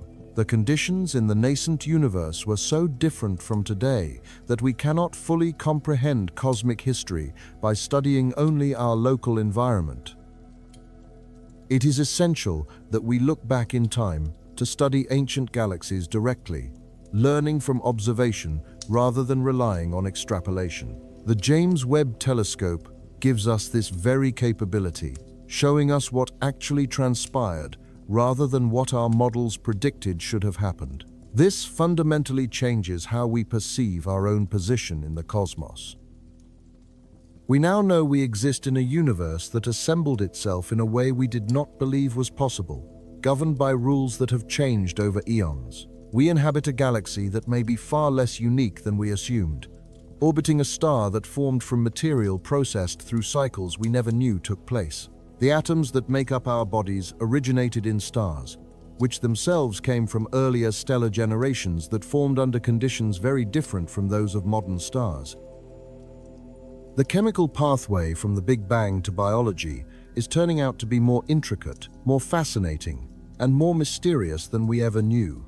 The discoveries from James Webb are deeply humbling. They serve as a powerful reminder of how much we do not know, how many assumptions we have made, and how incorrect we were about the history of the cosmos.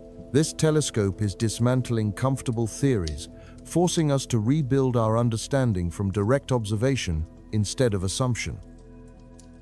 This is precisely how science makes progress. Observations present a challenge to existing theories, and those theories must then adapt or be replaced entirely. Through this process, our understanding deepens. It is a cycle that can be difficult, but it is also exciting and essential. What James Webb has found, both within our galaxy and far beyond it, changes everything. The significance of these observations lies not in whether they are comforting, but in the fact that they are true. The universe constructed its largest structures faster than we thought was feasible, operated under principles we were unaware of, and produced conditions we did not anticipate. And somewhere within that turbulent cosmic past, the seeds of everything we are today were planted in galaxies that formed with impossible speed, around stars that burned by different rules, from elements forged in conditions we are only now starting to comprehend. James Webb has looked deep into our galaxy and deep into cosmic history, finding terror, beauty, truth, and questions we did not yet know how to ask alongside answers we were not ready to receive. The universe is stranger than we had imagined, more violent, more beautiful, and more mysterious, and we have only just started to see it with any clarity. The discoveries will continue. The James Webb Telescope keeps observing, keeps recording, and keeps revealing impossible truths. We are now faced with what it shows us. We must adjust our understanding, reconstruct our theories, and accept that everything we thought we knew about the history of the universe requires revision. This is a new beginning, not an end. It is the start of a deeper comprehension, the beginning of better questions, and the first step in knowing what we do not know. The James Webb Telescope looked deep into our galaxy. What it found is sobering. What it means is profound. What comes next is uncertain, but we will continue looking, continue learning, and continue discovering, because now we know for certain that the universe holds secrets, and we have finally built the instrument capable of revealing them.